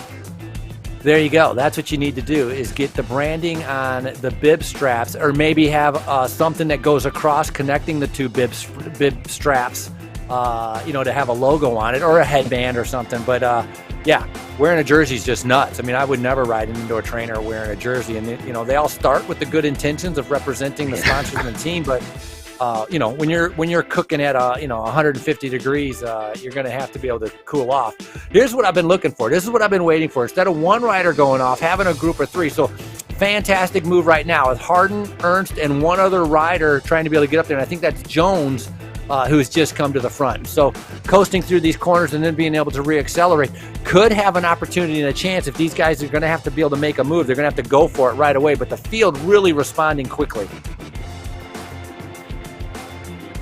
Will Harden starting this move and taking the group off the front. That's him right there. You see him checking the app, looking for some communication, I think, maybe with some of his teammates here, as Harden tries to get this group organized off the front, but it looks like he might be bringing too many riders with him, sparking too much interest from the group. But you're right, Frankie, that's the move that you need to look for. It's not going to be a solo rider that gets away today. If there's a breakaway that's going to make it to the line, it's going to be a group like this, 3, 4, maybe 5 riders that can put a sustained effort in, get away, and then work together. This group's going to get swallowed up here on the line, but they tried. They're trying to get something started here.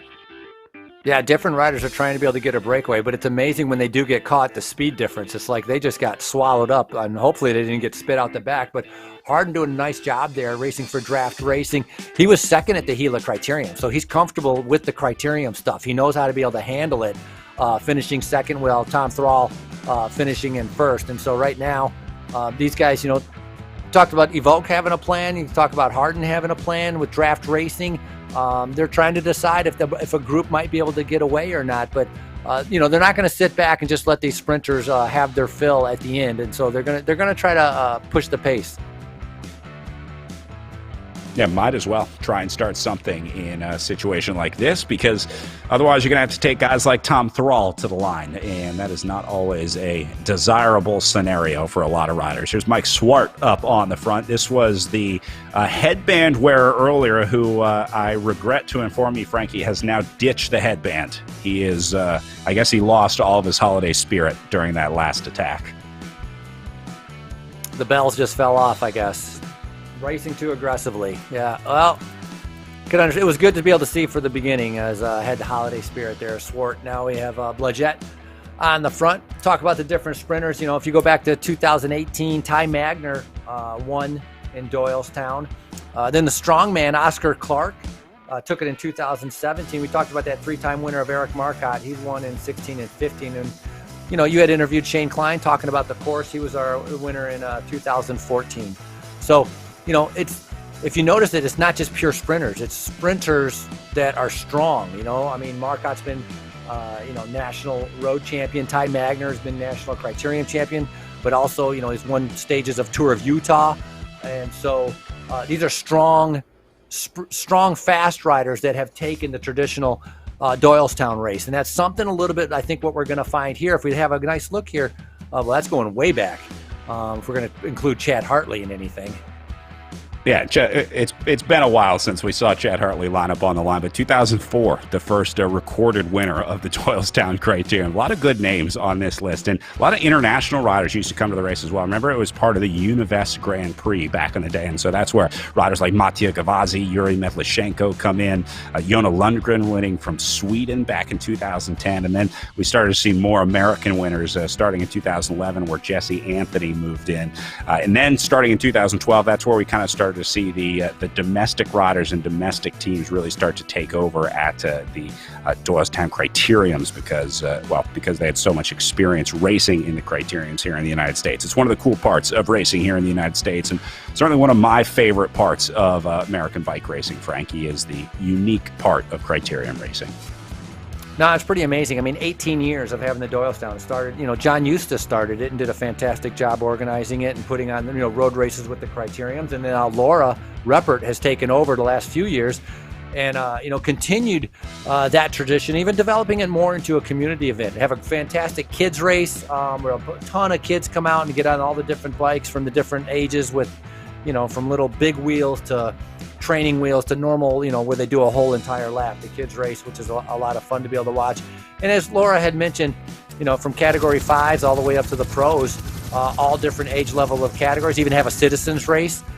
So very much community focused, community involved with the bike race. And it's a ton of fun. And so Laura's done a good job continuing it with the live web stream and the racing, keep it alive and well. Through USA Cycling and the racing community, but also for the city of Doylestown. It's a fine line that these events have to walk between serving the community and serving the racers, right? Serving the world of bike racing. We all want these events to be big-time professional races that we're going to see on TV, but at the same time, a lot of these events serve a really important role in their local community where they are, and they've really become staples of the community calendar. And I know Doylestown Crit is one of those. Talking with so many people in the lead up to this race, just about everyone I chatted with was really looking forward to getting back to real-life racing in 2021, where hopefully we'll be able to see each other in person and get back to the bike racing that we all know and love in real life bike racing. There's Mike Swart in person, or as close to in person as we're going to get for the next few months at least here in the United States, as Swart has been locked into his pain cave in the basement. I gotta say, he definitely has one of the more industrial pain caves out there, but I would say this is probably 90% of people's experience on the trainer, Frankie. Happens in like a damp basement somewhere. You always get kind of pushed to the back far corner of the house to set up your pain cave. Well, Michael Swart out of Madison, Wisconsin, and yeah, he picked I'm always amazed that they get good internet out in the garage. I don't think I'd get any internet if I went to ride in my garage. So, all the more impressive they got the technology set up to be able to kind of get their RGT indoor racing on. But Swart focused. I mean, you talk about that laser look, and I mean, he's got it right now. He's making sure he's not going to make a mistake, and he's staying up in those with those front riders. Because 22 kilometers to go, so gone through a lot of the race, and so now it's getting down to like, hey, you don't want to make a silly mistake, because once you get into the final 10K, it's really going to be kind of going flat out.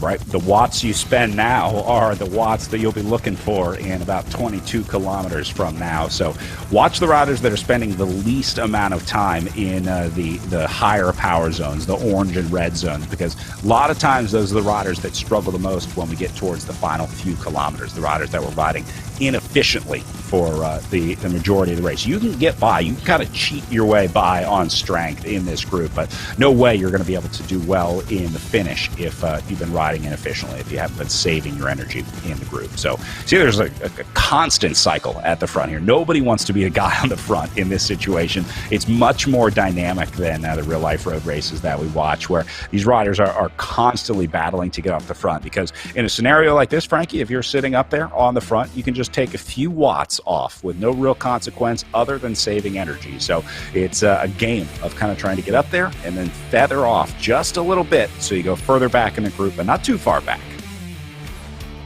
No, that's exactly. I mean, well put, Brad. I mean, you explained it pretty good. Whereas in real life, if you're in 21K to go, you're sitting in the middle of the group, you're coasting through the corners, you're in a small gear, and you're coasting on the stretch. Look at this 3-up team sprint right now. Blackburn, Swart, and Jarmazik, all 3 green jerseys now on the attack right now, and 9 watts per kilogram, 7 watts per kilogram. Somebody must have said something, because these guys all got together and pretty much did a team attack, trying to be able to split up this group. Unbelievable. Yeah, look at this big turning point in the race here as they lit a fuse in that group. Here's Bruce Bird at the bottom of your screen, part of that move. Now, Bird is a second half rider. This is a guy that we didn't really see much in the Tour of the Gila stages early on, but towards the last half of the race, that's where Bird really made himself known. So could be a rider to watch out there for the Draft Racing team in the red and black jerseys. Certainly another strong rider in this field.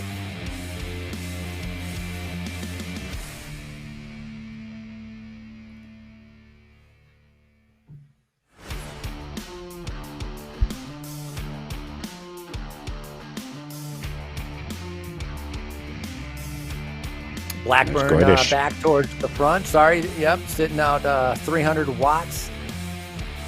Most of these riders comfortable, 300, 350, relatively comfortable with the power output. So kind of just waiting right now, 20 kilometers to go.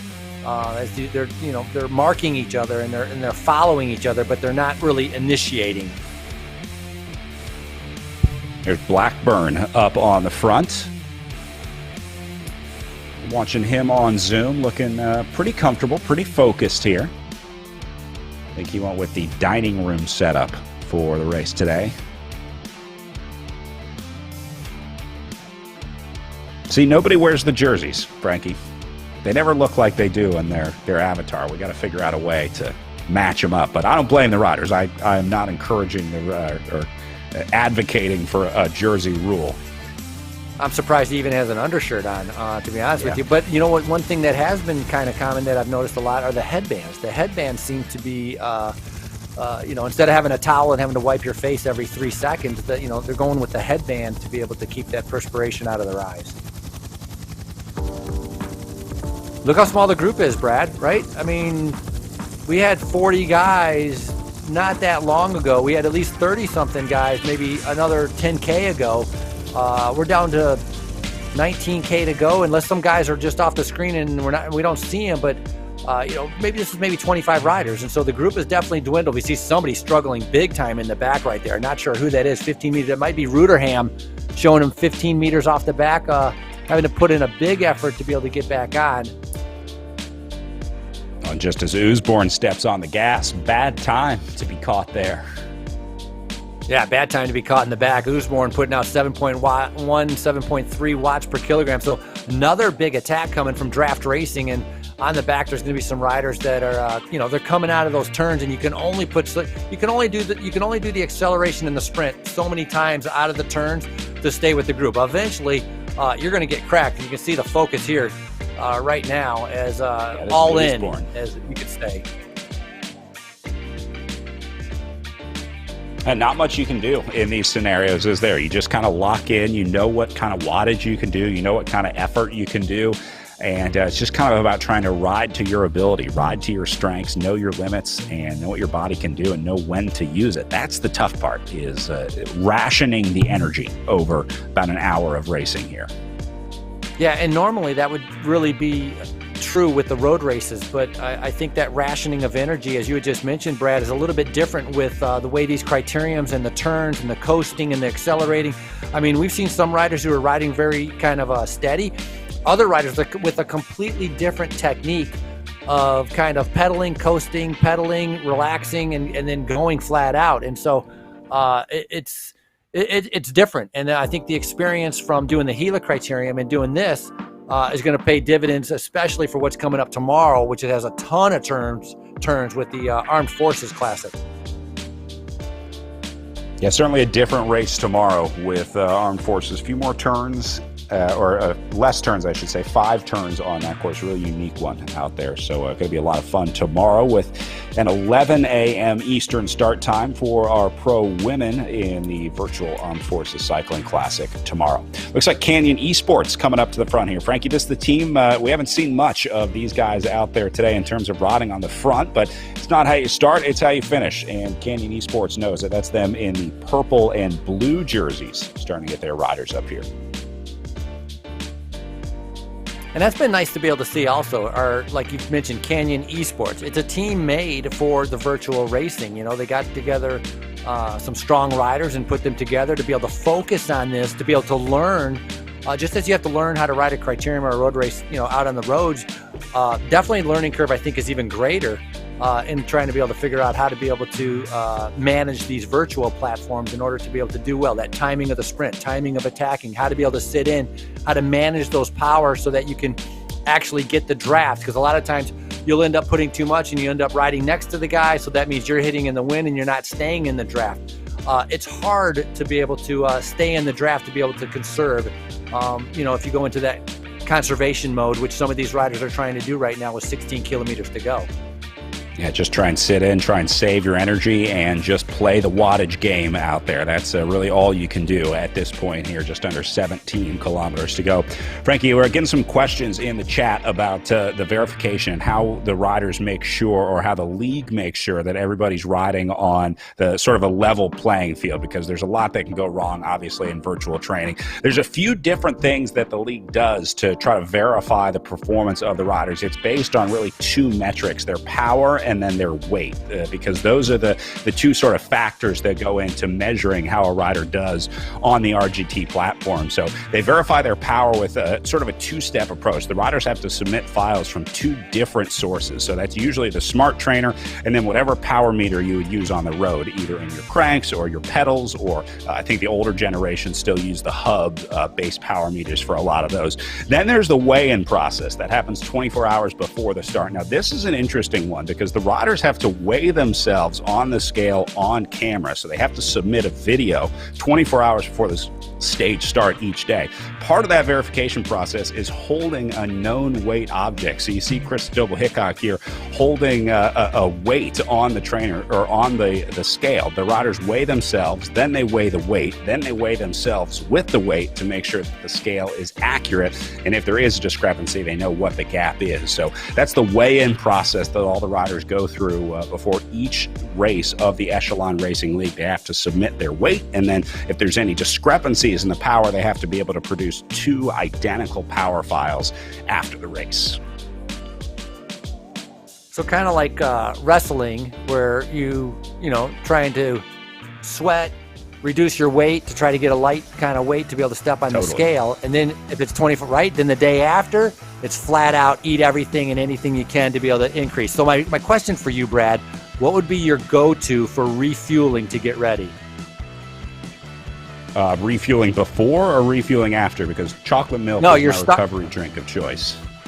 No, you're starving yourself before because you want to have the light weight on the scale. I'm exaggerating here. I'm not suggesting anybody does this. But you know what I'm saying? You're going super light. You get on the scale. Let's say you weigh in at 70 kilograms. Now you got 24 hours to replenish and eat everything you can to be able to stock up and get powerful to get ready for your race. What's your go-to food? Oh, pizza, for sure. I mean, what else do you eat the night before a race? The there classic I like that. Meal of pizza before and chocolate milk afterwards. It's the time-tested nutrition method. Time-tested and proven, yes. That's right. We're going to be stopping at the virtual Tour of America's Dairyland later on this series. I'm looking forward to that one, getting some virtual chocolate milk. They should ship you a case just to be able to keep you hydrated while you're going here. So 14 kilometers to go. Ooster on the front. Ernst right next to him. Look at the riders in the red. Which team is that with all the riders in the red? I'm trying to see. Oh, these are the draft racing guys up here at the front. Wow, yeah, look at this. This is the team of Bruce Bird that we saw earlier trying to have a go at it. Yeah, they were swarming at the front. There was 3 of those guys from draft racing, so they're definitely paying attention to be able to keep themselves in the front. So look at this Evok rider shooting through the group right up the middle. Now, this is what I was talking about earlier. I don't think this rider is trying to attack. I think he was just overcompensating when he got gapped off the back and then put too much power to get back in, and then you got to kind of dial it back again to get back in the group. So still learning how to get back in the group. There's definitely an art to it.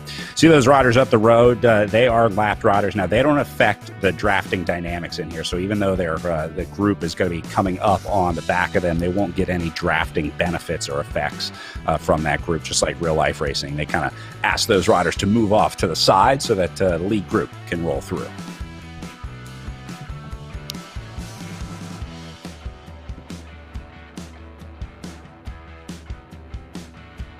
Kind of interesting there seeing earlier. It's Jones.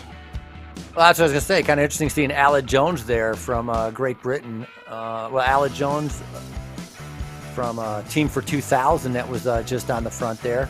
There's Canyon Sports. You got the roster right there. Obviously, a very strong esports team with the virtual bike racing, draft racing also. Echelon, and you talked about that weigh-in and all that stuff. All that information can be found Echelon Sports Racing League, where they have the race Bible, where it talks about the weigh-in, the power, what you needed for power, the backup, the heart rate monitor, everything that's needed to be able to verify to allow you to do these races, so that they know that the power numbers and the weight and everything is as reliable as possible and as fair as possible. And you can find all that stuff. It's all spelled out there on the website. Yeah, it's a pretty intensive process for sure. There's definitely some stuff that starts to seem repetitive or redundant, but they really want to make sure that there's no question when it comes to these performances and these riders. Jim Razik back up here on the front. Now, I wonder if Ben Thomas is going to react to this, because obviously he's not going to want Usborne to be able to go up the road. We talked about that overall point series leader. So these 4 riders kind of being aggressive. You can see the speed from the pack coming up right behind him. But, man, Restart Racing, I mean, that's like seems like the 5th time I've seen him get out of the saddle right there, virtually get out of the saddle there as he continues to accelerate, as Usborne now coming straight over the top. 50 kilometers an hour, that's over 30 miles an hour right now as they're on this gradual downhill on the backstretch of the Doylestown race. All part of the Thompson Bucks County Classic. Great to be able to see, to be able to have this kind of race series come together. Started 3 weeks ago and is going to go all the way into March, and so that's a lot of opportunity for many of these riders to get plenty of racing in. Yeah, what a great opportunity for the races, too. Obviously, 2020, 2021 are going to be tough years for the real-life events. So a nice way to support our favorite events to kind of help them get through this tough time, because it's really tough for not only the race directors, but obviously the finances of those races as well. So nice opportunity to try and help some of our favorite races here in the United States continue to thrive past the pandemic here. Bruce Bird in the saddle, out of the saddle, in the saddle, out of the saddle. Very different style. Because, if you go back, we saw Jacqueline Goby and Christy Tracy and Krista Doble-Hillcock. Doble-Hillcock got out of the saddle a good amount. But if you go back to Tracy and Goby, very much in the saddle, very steady. They were just kind of going, although Tracy was talking about being able to rest and coast, but very different than what we see right here with Bird. I mean, out of the saddle, in the saddle, kind of adjusting himself as he tries to, attack or keep up with the group that's out there on the race course. Well, out of the saddle for this one, getting a few different looks at the front group here, as see some riders moving up the outside. Man, I would love to watch real-life racing like this. Can you imagine seeing the different views from a group? You'd be able to see attacks coming. You'd be able to see these moves coming from a mile off. I guess that's one of the cool parts of virtual racing. We can have as many cameras as we want out there on the course. That would be pretty cool. You had like a drone, and you could then see the sprinters kind of weaving their way up towards the front to be able to do their final sprint. Would be incredible. Look at Michael Swart. He's out of the saddle, kind of even got that bike going back and forth. A little bit big effort here, so something's going on out there, because we saw a lot of guys looking very calm 5 kilometers ago, and we don't see that kind of calmness anymore. So big power starting to be able to occur. 11.2 kilometers to go, so getting down to that nitty gritty right now as we see Ravel now deciding to be able to come to the front. Blackburn going to go with him.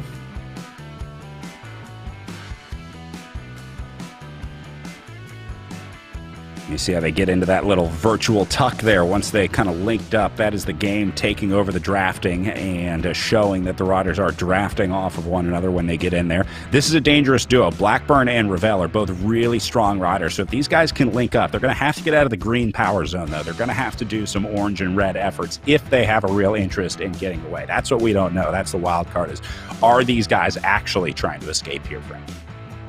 Yeah, you're right. Yellow and green. 2-point Ravel right now, 2.2 watts per kilogram, even though it's a gradual downhill. I mean, if you're going to try to get away, you're going to have to be more than that. He had a good ride when he got 4th at the Borrego Springs race. He got 6th on the Stelvio. And so these two riders combining, Blackburn and Ravel, could be a little bit of a dangerous combination. But we're seeing pretty much, Usborne's reacting to it, Jones is reacting to it, Swart, everybody's coming up to them, and we've also noticed that once they get up to them, they fly past them. It's not like a gradual catch. It's always like they just get left behind. Yeah, it's tough to modulate the power in the game, that's for sure. Trying to kind of compare it to real life riding, it's unlike anything else that you face out on the road or that you see out in real life racing. It's just a unique part of virtual racing. Watching these 4 guys down in the bottom right, as it looks like things calm down a little bit now. You can always tell, like you said, Frankie, just based on how they're riding, just watching the cameras, you can tell when things heat up, because everyone gets out of the saddle, everyone starts moving around a lot, and then look, everyone's using towels at the same time here, everyone using the opportunity to wipe some sweat off. Yeah, it's a long race, an hour and a half indoor training rate. It's intense. It's a lot of time to be able to have at a very high heart rate, big intensity, and I would, relatively big power. There's going to be some tired legs at the end of this, which is going to be interesting to see. One full day of flat out like this for an hour and a half, and then they got to follow this up tomorrow, coming back with the Armed Forces criterium. But the focus right now is on this Doylestown criterium, and you got a group of maybe 15 riders that's in the front, and Jamerzik again going on the attack. Wow, this guy aggressive out there, that's for sure. Not afraid to go out solo. He's going to get some help here with him. But again, I think you probably need more than one or two riders. Frankie, doesn't it look like he's wearing a tie to you? Can you see that? Yeah, it does. It looks like he's wearing a tie and maybe a hat. There we go. So yeah, and a vest. I think he's dressed up. I think he actually has a short sleeve shirt on with a tie and a vest. I think so. I'm cheering for him now. I'm all about this guy. Anyone that wears a tie to race, I'm cheering for. I just hope he has cycling shorts on and not something else. Maybe some, like if he's doing this like with dress pants on. I think he gave us the thumbs up. I'm pretty sure that means there's some protection down there. Look at this group of four forming here. Yeah. He's brought 3 with him. Ravel, Bird, and Ernst going to be up here. And then look, everyone wants a piece of this one. Well, they're going to want a piece of this, but if Usborn's not there and Thomas is not there, I think they have a good chance of being able to attack. Bird realizing, hey, this is it. I got a gap. I'm going to take advantage of it. 6 watts per kilogram. So Bird right now on the attack. Nice to be able to see that from Draft Racing, and then rest of the rise, Ravel going through it. Jamerzik, who started it, is going through it, so he's doing a great ride. It's like the 3rd time we've seen him attack. The rider out of St. Louis, Missouri, racing for Restart Racing. So 3 different teams right now all trying to work together, and they're putting in big wattage efforts, because in the back we're seeing, I just saw Patrick Wall putting in a 9 watt per kilogram trying to be able to bridge up to these riders.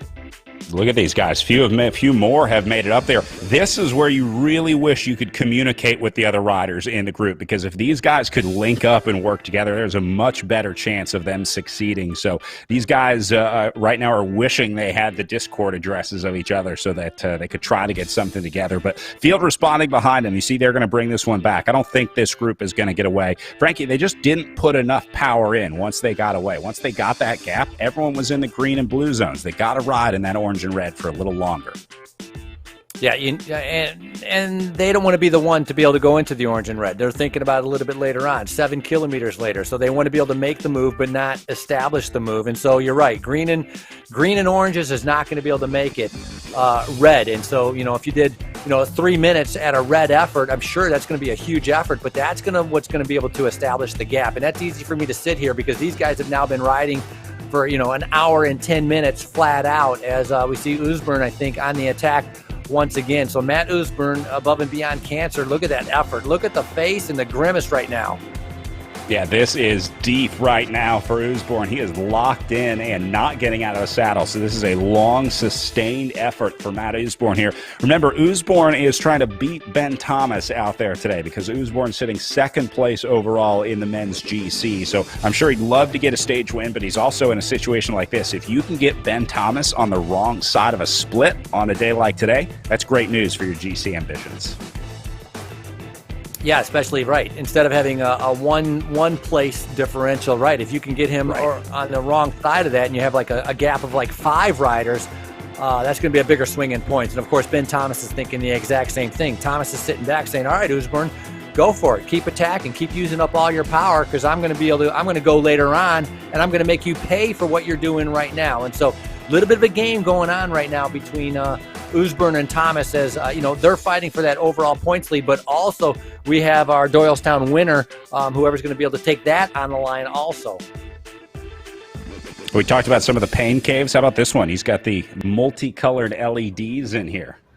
We just got to get it synced up to the game, and then it'll be the full immersive experience. I think they're changing colors too as he rides, right? Yeah, totally. Yep.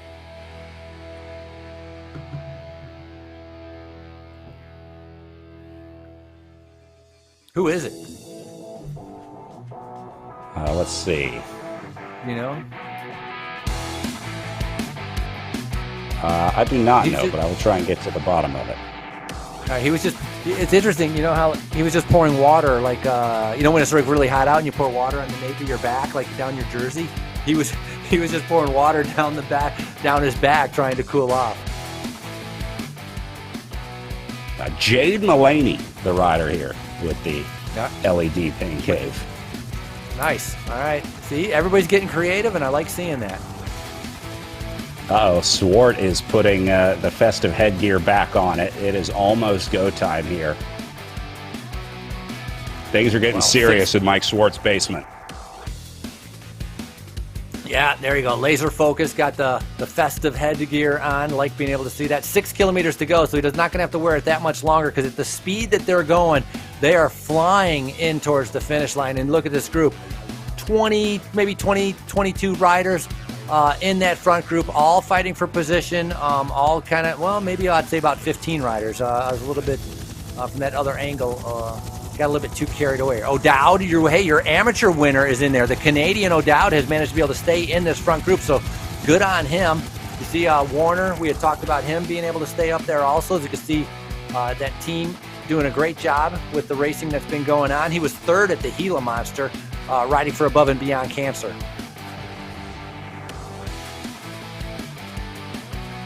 Ravel back at the front now.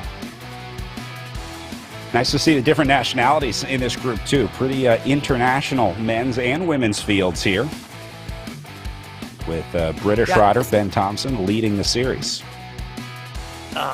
Yeah, are the British riders in Britain? Do you know? Like, are they riding? Is it 9 o'clock over there where they're riding? Yeah, so that was actually a big part of the start times of all of these Echelon Racing League events. There was a lot of back and forth with the teams about when the races would start, because they had to kind of find a balance for, obviously, the European riders and the North American riders. So it ended up kind of being a compromise where the start time changes every day during the stage races. Like at the Tour of the Gila, I think we had an 11 o'clock start time, a 12:30 start time, and then a later afternoon start time, like maybe 2 or 3 in the afternoon. So yeah, that's part of virtual racing, is trying to get everyone in all the different time zones together. And for some riders, that means staying up late or waking up very early to ride.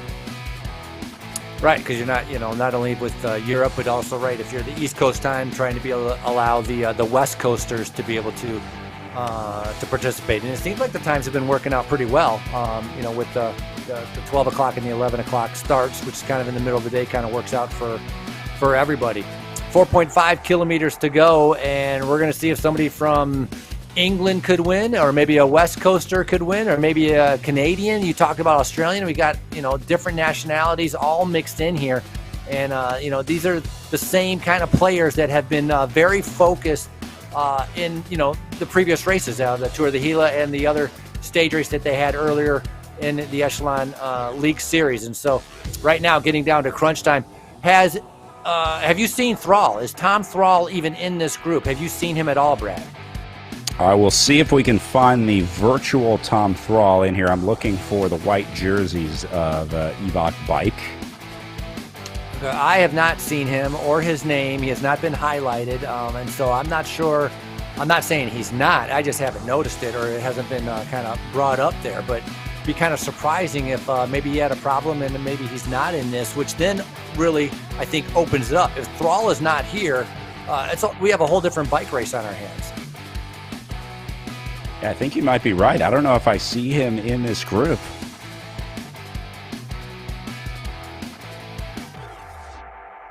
And he might have had a technical issue, because he's dropped off of his camera as well. So maybe he had some internet issues. Not sure. We'll see if we can figure out what happened to Tom Thrall. But good observation, Frankie. I think he is missing from this front group.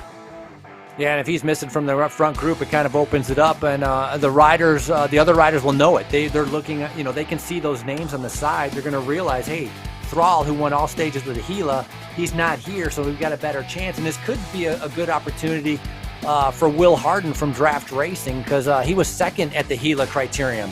If we're going to compare criteriums to criteriums, we could go with that, with Will Harden having a chance to be able to get into there. So, these riders are going to realize that the strong man, let's say, is not in the race. So we're going to see who's going to step up and be able to take over that new spot. All right, coming up on 3 kilometers of racing to go. Blackburn still sitting on the front here. This guy's been doing a ton of work today. Really aggressive riding on the front of the field. He obviously knows how to ride up here, and he's comfortable riding in this position. We've seen Blackburn putting his nose in the wind quite a bit out there today. Big group, Frankie. This is bigger than I thought we would have at 2.8 kilometers left to go. Yeah, relatively big, and it's the green jerseys. Restart Racing, just a minute ago, there was 2 of them on the front that they're trying to kind of organize and get together. We see Draft Racing trying to get together, and a lot of it's just trying to stay up near the front to be able to keep themselves in a good position. A little bit later on, it'll be interesting to see if anybody actually gets on the front like kind of early, let's say 1.6 kilometers out, to keep the pace high, to prevent anybody from attacking in case they have a good sprinter. We're at 2.5 kilometers out, so we're getting down towards that final part. But yeah, we have, this is 15, 20 riders, pretty good sized group here coming in towards the finish. And you see the riders getting ready as we take a look inside for some of these riders. A lot of waiting around right now, Frankie. They haven't really lit the fuse yet. You can just see the way that the guys are riding. It looks pretty calm on their Zoom cams right now. A few riders. That's Brian Hodges in the bottom left getting out of the saddle, but that's just Hodges' riding style. Now the attack's starting to come here. Watching on the game camera, I think this is one of the EVOC bike riders going again. Well, Patrick Wall looks like he's going pretty deep right there. Will Harden looks the opposite. Will Harden looks like he's got fingers in the nose, looking very, very comfortable, just kind of sitting in right now. Watts per kilogram is something to keep an eye out. You talked about, Brad has talked about the green zone, the yellow zone. Keep an eye out of when those things start to flash over to the red zone. That's going to be, the time where you're going to see the attack and you're going to see the numbers start to go up. Right now, 4.9, 2, they're all still they're on the downhill. So they're coasting and they're taking it easy right now, seeing if anybody's going to get a surprise attack. 1.6 kilometers out, that's about 1 mile, as we're kind of starting to narrow down on the finish. And Hodges now on the front trying to be able to follow anything that goes up the road as he wants those points. And look at this, seeing Ben Thomas getting his nose in the wind for the first time today after staying calm for most of the day. He made the selection, he's there, and now Thomas can start racing here. So keep an eye on the sort of pink jersey of Ben Thomas. Now, he wears a different jersey than his teammates because that is the series leader's jersey that the riders wear in the game. So you'll see Thomas rolling through in a different jersey than his team tour jerseys. So we're just about to come up to 1 kilometer to go. We're looking at the left-hand side. Going to kind of watch to see who's going to be able to spike at 6 or 5 point. I'd say 8 or 9 watts per kilogram is what we want to look out for. As Patrick Wall is on the front right now, 7.6. So he struck out early. He's trying to see a reaction right now as Thomas is going after it. I saw 10.5 from Ruderham. 11.1 as Ruderham is now on the front. So this is the big move we are talking about. So it's a kilometer flyer coming from Ruderham, the Canadian now, trying to be able to take advantage of it. I love the move, and remember, we saw this happen in the women's race too, and we saw it happen at Gila, the rider that went early. Now, they got caught, but this might be the time that Ruderham gets it right as he goes to 550 meters. Now, into the corner here. See how the power changes to the red zone. He's trying to ride through the corner, trying to power through the corner. Not sure if that's going to be advantageous here. We'll take a look at the gap back. Oh, he's got a good one here. 420 meters to go. He might be able to do it, Frankie. Yeah, he might be able to pull this off. I mean, we saw it, Christy Tracy get caught 10 meters from the line, but Ruderham has a bigger gap than what we saw in the women's race. And more importantly, his power numbers are not dwindling. 9.5, 9.8, he continues to charge. 15 watts per kilogram coming from Warner. He's coming up from behind, but will it be enough time with under 200 meters to go? I think he might do it. Ruderham inside 100 meters. Here comes the field, though. I spoke too soon. He gets swallowed up at 20 meters to go. And Jones gets the win right at the line. Oh, man. Oh, my goodness. That speed differential, unbelievable. Warner was at 15 watts per kilogram in that sprint, and in the end, Jones came over him. Wow. Ollie Jones out of New Zealand racing for Canyon Esports taking the win, but man, I thought Ruderham had it. That's Jones right there. Ruderham ended up 17th place on the day. How heartbreaking is that? After almost making it to the line, he doesn't even get a top 10. But Ollie Jones gets the win for Canyon Esports. No surprise there. What a squad. What a team. And he's like, I got to close this garage door now. Yeah, because it's freezing outside probably for him. So he's got to try to maybe warm up or something. But, man, I can't believe how – so it's going to show that – I mean, what was that? 400 meters can disappear quickly in virtual racing with the speed differential and the power. I mean, that was an unbelievable ride. I don't know how he was able to time that sprint so perfectly. But for Ruderham, I can only imagine if we saw pictures of him, he would have been stomping on those pedals knowing how close he was to the finish. The poor guy, you got to feel for Ruderham in a situation like this. But, man, you got to love the effort, too. That was super impressive out there. Way to go for Ruderham. Maybe ride of the day for me. I got to respect the effort. Got to respect the move there, Frankie. I agree. It makes it fun. It was fun to watch. It was down to the wire. You know, it wasn't just a group sprint with a charge. I mean, he took a flyer, a 1K out, and I respect that and appreciate that, and it was fun to watch. And so, yeah, I'm shocked. I'm shocked as big a gap as he had that he actually didn't make it, and he got swallowed up so close to the line. And so, fun race to be able to watch. And for a lot of these riders, you know, that small group of 15, this means that it was a hard day because it was a small group of 15. And they're going to have a hard day coming in tomorrow. So it's obviously going to be about hydrating and recovery to be able to get ready for the Armed Forces Cycling Classic. But nice Doylestown virtual race that just took place here with the men's race and the women. All right, top 10 riders are in. We're going to take a short break here, run some commercials. And when we come back, we'll talk to your winners from the men's race here at the virtual Doylestown Criterium.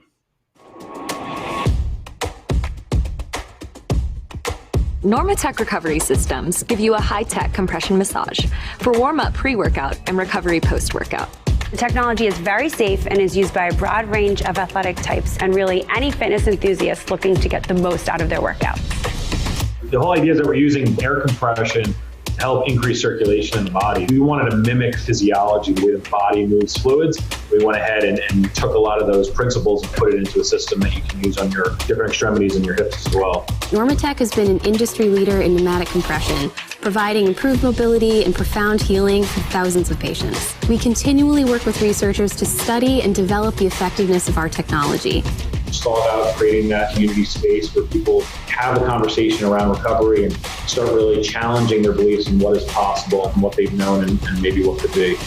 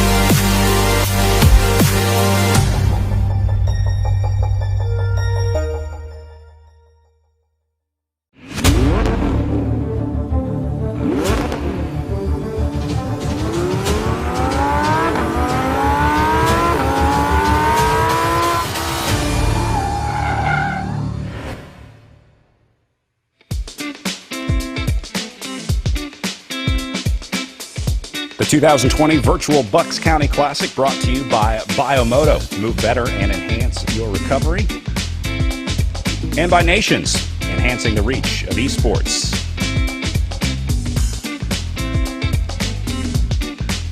By Normatec and Hyperice.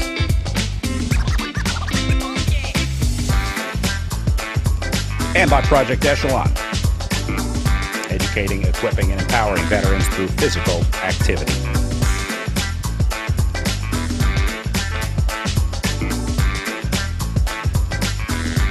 Nice look at some of the early bikes made in Doylestown, Pennsylvania. As we wrap up our pro men's race, let's see if we can grab a word in our Zoom with our race winner. All right, Ollie Jones, can you hear us, Ollie? Yeah, loud and clear. Hey, what an exciting race out there. The late race flyer catching the group at the end. Did you think that guy might have had a shot when he went solo at the end? Yeah, I think he had a pretty decent gap there. I saw at the end. I was mostly just focused on winning the sprint, and yeah, it looks like I just came back at the line. Hey, was there a team strategy out there today? I mean, was there a plan for you going into this one? It's my first time riding on the Road Grand Tours platform, so I was kind of just going out there to get a feel for it for the first half of the race and see how I was going towards the end. And then I think we just had me and Alex in there, and Alex has raced a couple of times on there, so he told me a few things about the cornering and the draft. So it was more play by ear than anything planned by the start. We talked a lot about how explosive the racing was. Were you surprised about how up and down the power was on a criterium like this? Yeah, well, I had a look at the course and saw it was like 25 laps, and saw there was a little bit of a climb in every lap. So I knew after 25 laps that was going to be pretty hard. So yeah, it was pretty surprising when I was seeing guys every time in the red numbers up the climb. It was certainly not an easy race out there. Ollie, I know you said first time on RGT. What is your racing background like? Or did you come from road racing? Are you new to virtual racing? My original background was as an inline speed skater. So I did 5 world champs there, and then I went into road cycling. I've raced in the under 23 Nations Cups before signing for Canyon Esports here. So, and then been doing a lot of indoor platform over the last probably 2 or 3 years now. Hey, so got to assume we'll see you out there tomorrow for the Armed Forces Cycling Classic. Does anything change for you tomorrow? Probably not. I have to have a look at it. I have to have a look at the course. I think if it's anything like today, it would again just be making sure that you're not doing anything silly around the corners, making sure that you're not wasting energy when you don't have to. Right on. It's going to be a blast to watch tomorrow, Ollie. Congratulations on the win today. What time is it where you are? Where are you in your day right now? It's actually a pretty decent time for me. It's just after 9 in the morning, so race started at 7:50. So I know I did the Esports Worlds a couple of weeks ago now, which started at like 3:45 in the morning for me. So I've definitely had a lot worse. All right, well, this makes it look easy. Congratulations again, and we'll see you out there tomorrow. Ollie Jones, stage winner today at the virtual Bucks County. Thank you very much. Frankie.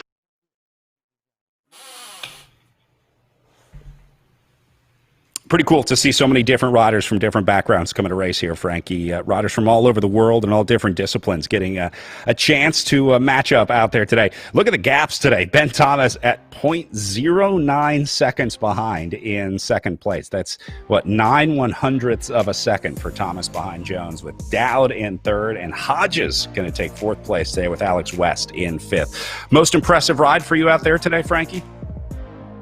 I like that final move. I thought he was going to be able to make it. I thought that was fun. I mean, obviously, he got swallowed up and spit out the back, and so. But Ollie Jones, guy's got some speed. He talked about coming from inline skating, which was kind of interesting to be able to hear. So that was fun. But also pretty impressed with Ben Thomas in second. I mean, you didn't really know who the heck was where at that finish. But Ben Thomas going to pick up some points, which obviously he wanted. And then your amateur champion that we had talked about, they've got an invitation to be able to do this race. Oliver Dowd finished up in third. So that's a great ride by him from Restart Racing. We're going to see if we can grab a word with Ben Thomas up next here, as Thomas had a great ride as well, and I think should defend his GC. We can go to Ben in Zoom. Hey. Ben, can you hear us? Yeah, I can hear you loud and clear. So pretty quiet day for you for most of the day today, and then came to the end when it really mattered. Your read on that solo rider off the front, were you worried that guy might make it? We had a few breakaways mid-race, and actually there was some bigger groups, not just solo riders. There was some, I think maybe like a group of 6 or so went up the road. One of the teams went to the front and really, really hit it hard. And that really split the race, and you could see from the size of the front group how quick riders were getting spat out the back. So yeah. Wouldn't say that was. How similar was this to the virtual tour of the Gila Crit? I think this was harder because, well, from what I remember anyway, there seemed to be, because of the elevation here, that the long drag up to the finish really stung. And when the pace was on, that was taking a lot of matches, a lot of energy. And to try and save the energy in the group wasn't always easy. So yeah, you had to be on it, had to be alert. Luckily, the team was pretty strong today. We had a strong number of riders. Everyone there was strong. So yeah, we rode well, and I think we were all there at the finish. Yeah, do you like these punchy rides? I mean, your background or your riding style, I imagine it's probably more like mountain biking on these crit days than the long road days. The mountain biking that I do is longer distance marathon style stuff. So I preferred it when you kind of had those long efforts, like up the Stelvio, which I won, just where you can get into a rhythm and just pace. I would rather that than this. I think I've still got a pretty good punch, but compared to some of the cross country boys who I coach, their kind of power repeatability is a lot better in the anaerobic engine, whereas I'm better on the longer efforts. All right, one more day of racing tomorrow. Are you feeling any fatigue from all this racing? We were talking about the schedule that a lot of you guys are carrying. Are you doing a lot of virtual racing? I mean, how many days a week are you racing? This week will be 3 days. Definitely, yeah. When you're doing a race series and it's on every week, then there's a bit of mental fatigue, if anything. And at this time of year, normally, you've had your off season, you're getting back on it. You wouldn't really be racing at this intensity, so it's definitely different to what I've done in previous years. But most of the rides that I'm doing out on the road now are just endurance rides, and then this is adding, some intensity to the winter. Yeah, really enjoying it. The off season is so 2019. Congratulations out there today, and great riding. Holding on to the GC. We'll see you out there tomorrow. Thank you. At the Armed Forces Cycling Classic. Thanks. Well, it doesn't get much better than that. Some really incredible riders taking the line here today. I want to bring back in race director Laura Reppert here from the Bucks County Classic, the virtual Doylestown Criterium. Laura, did you have a chance to watch today? How close was it to the real thing? Are you cleaning up zip ties at home right now, trying to keep the authenticity going? I'm getting ready to get the broom out here. I watched the whole thing. I sat here and I did some knitting, which was good. It was great to watch. It was really exciting. The finish for the men's race especially was a complete surprise, and I just can't help but think that it kind of goes back to race founder John Eustace started this race to give young riders the opportunity to ride on, a big stage. And for that guy, Ollie, never having ridden on RGT before, and to just come out of nowhere and win just harkens back to how this race was founded, and I feel like that was really perfect. And next most important question of the day is, where did your hat come from? I know. You were talking about hats, so I said I gotta put a hat on. This is a genuine Tuscan lamb skin hat. It is my house hat because it is freezing in my house, and we've got a foot of snow on the ground here in Pennsylvania. So, Frankie, we need house hats. Yeah, you need a house hat. That'll be our next mission, to get house hats. We have the snow. I just need the house hat. I want to see house hats tomorrow during Armed Forces. All right. We'll work on getting some house hats in the We Are Nation store. Yeah, thank you. You guys did a great job, and thank you to Echelon Racing League and to RGT. This was a really great experience. Appreciate it. And Laura, thank you for carrying the flag of American racing. Frankie, go ahead. No, I was going to say, it seemed like the riders said the virtual Doylestown was pretty darn hard, which kind of mimics the real Doylestown race. So, very fitting to have a hard virtual winner, or hard virtual race course with a great winner, which totally carries over towards Doylestown how it normally is. So we look forward to 2021 with you, Laura. As do I. Yeah, thank you. Thanks to all the riders, too, and I hope that you come out to Pennsylvania. Yeah, and Laura, when we're back in Doylestown in real life in 2021, where do we go to celebrate afterwards? Where's the post-race celebration so I can have a virtual celebration here? Mom's is right at the start-finish line, and that's usually the place to go. Yeah. Mom's. I like it. Mom's. Frankie looks like he spent some time in Mom's. Frankie knows what's up. All right, Laura, congratulations again on a great day. Thanks for being here, and thanks for all you do for American Bike Racing. Can't wait to be in Doylestown in real life in 2021. Well, Frankie, Ollie Jones takes the win today. Maybe a surprise winner, although you don't really get to the Esports World Championships or the Canyon Esports team without some results to you. So Ben Thomas, Oliver Dowd, Brian Hodges, and Alex West rounding out the top 5. Nice to see Bruce Bird held in there for a top 10. And Daniel Jamrazik, my ride of the day, the guy in the tie and vest, ends up 8th place for Restart Racing. How about that? Yeah, this was a great race. It was fun to watch, and it was interesting how they talked about how that long drag coming up to the finish really played a big part in kind of tiring out the riders' legs and why that group was so small, which is totally how the real-life Doylestown race plays out also. But so big power, and, we're going to look forward to tomorrow with the Armed Forces races. Yeah, so Armed Forces Cycling Classic with an 11 a.m. broadcast start time, 11 a.m. Eastern Standard Time here in the United States for our Sunday race. Then we're heading to the Gateway Cup, January 2nd and 3rd. Don't forget, amateur riders can race that December 26th and 27th as well. Before we head to the Redlands Bicycle Classic, January 22nd through 24th. Then Joe Martin Stage Race, February 5th through 7th. Green Mountain Stage Race, February 19th through 21st. And then we wrap up the Echelon Racing League with the virtual Tour of America's Dairyland, March 11th through 14th. All right, that's going to do it for us today. Frankie, it has been a blast hanging out with you here on the virtual racing platform. I cannot wait until we get to do this again in real life. I know it's been a tough year for a lot of us, but things like this make it a little more fun. So thanks for hanging with us today, Frankie. No, thanks for having me, Brad. It's always it's a new experience, so it was enjoyable, and it's nice kind of learning about the new riders and just being blown away and impressed by the amount of power and how fit these guys are. So it's fun. More impressive riding coming tomorrow for the virtual Armed Forces Cycling Classic at 11 a.m. Eastern Standard Time. For Frankie Andreu, I'm Brad Soner saying thanks for watching the Echelon Racing League, and we'll see you tomorrow at the Armed Forces Cycling Classic.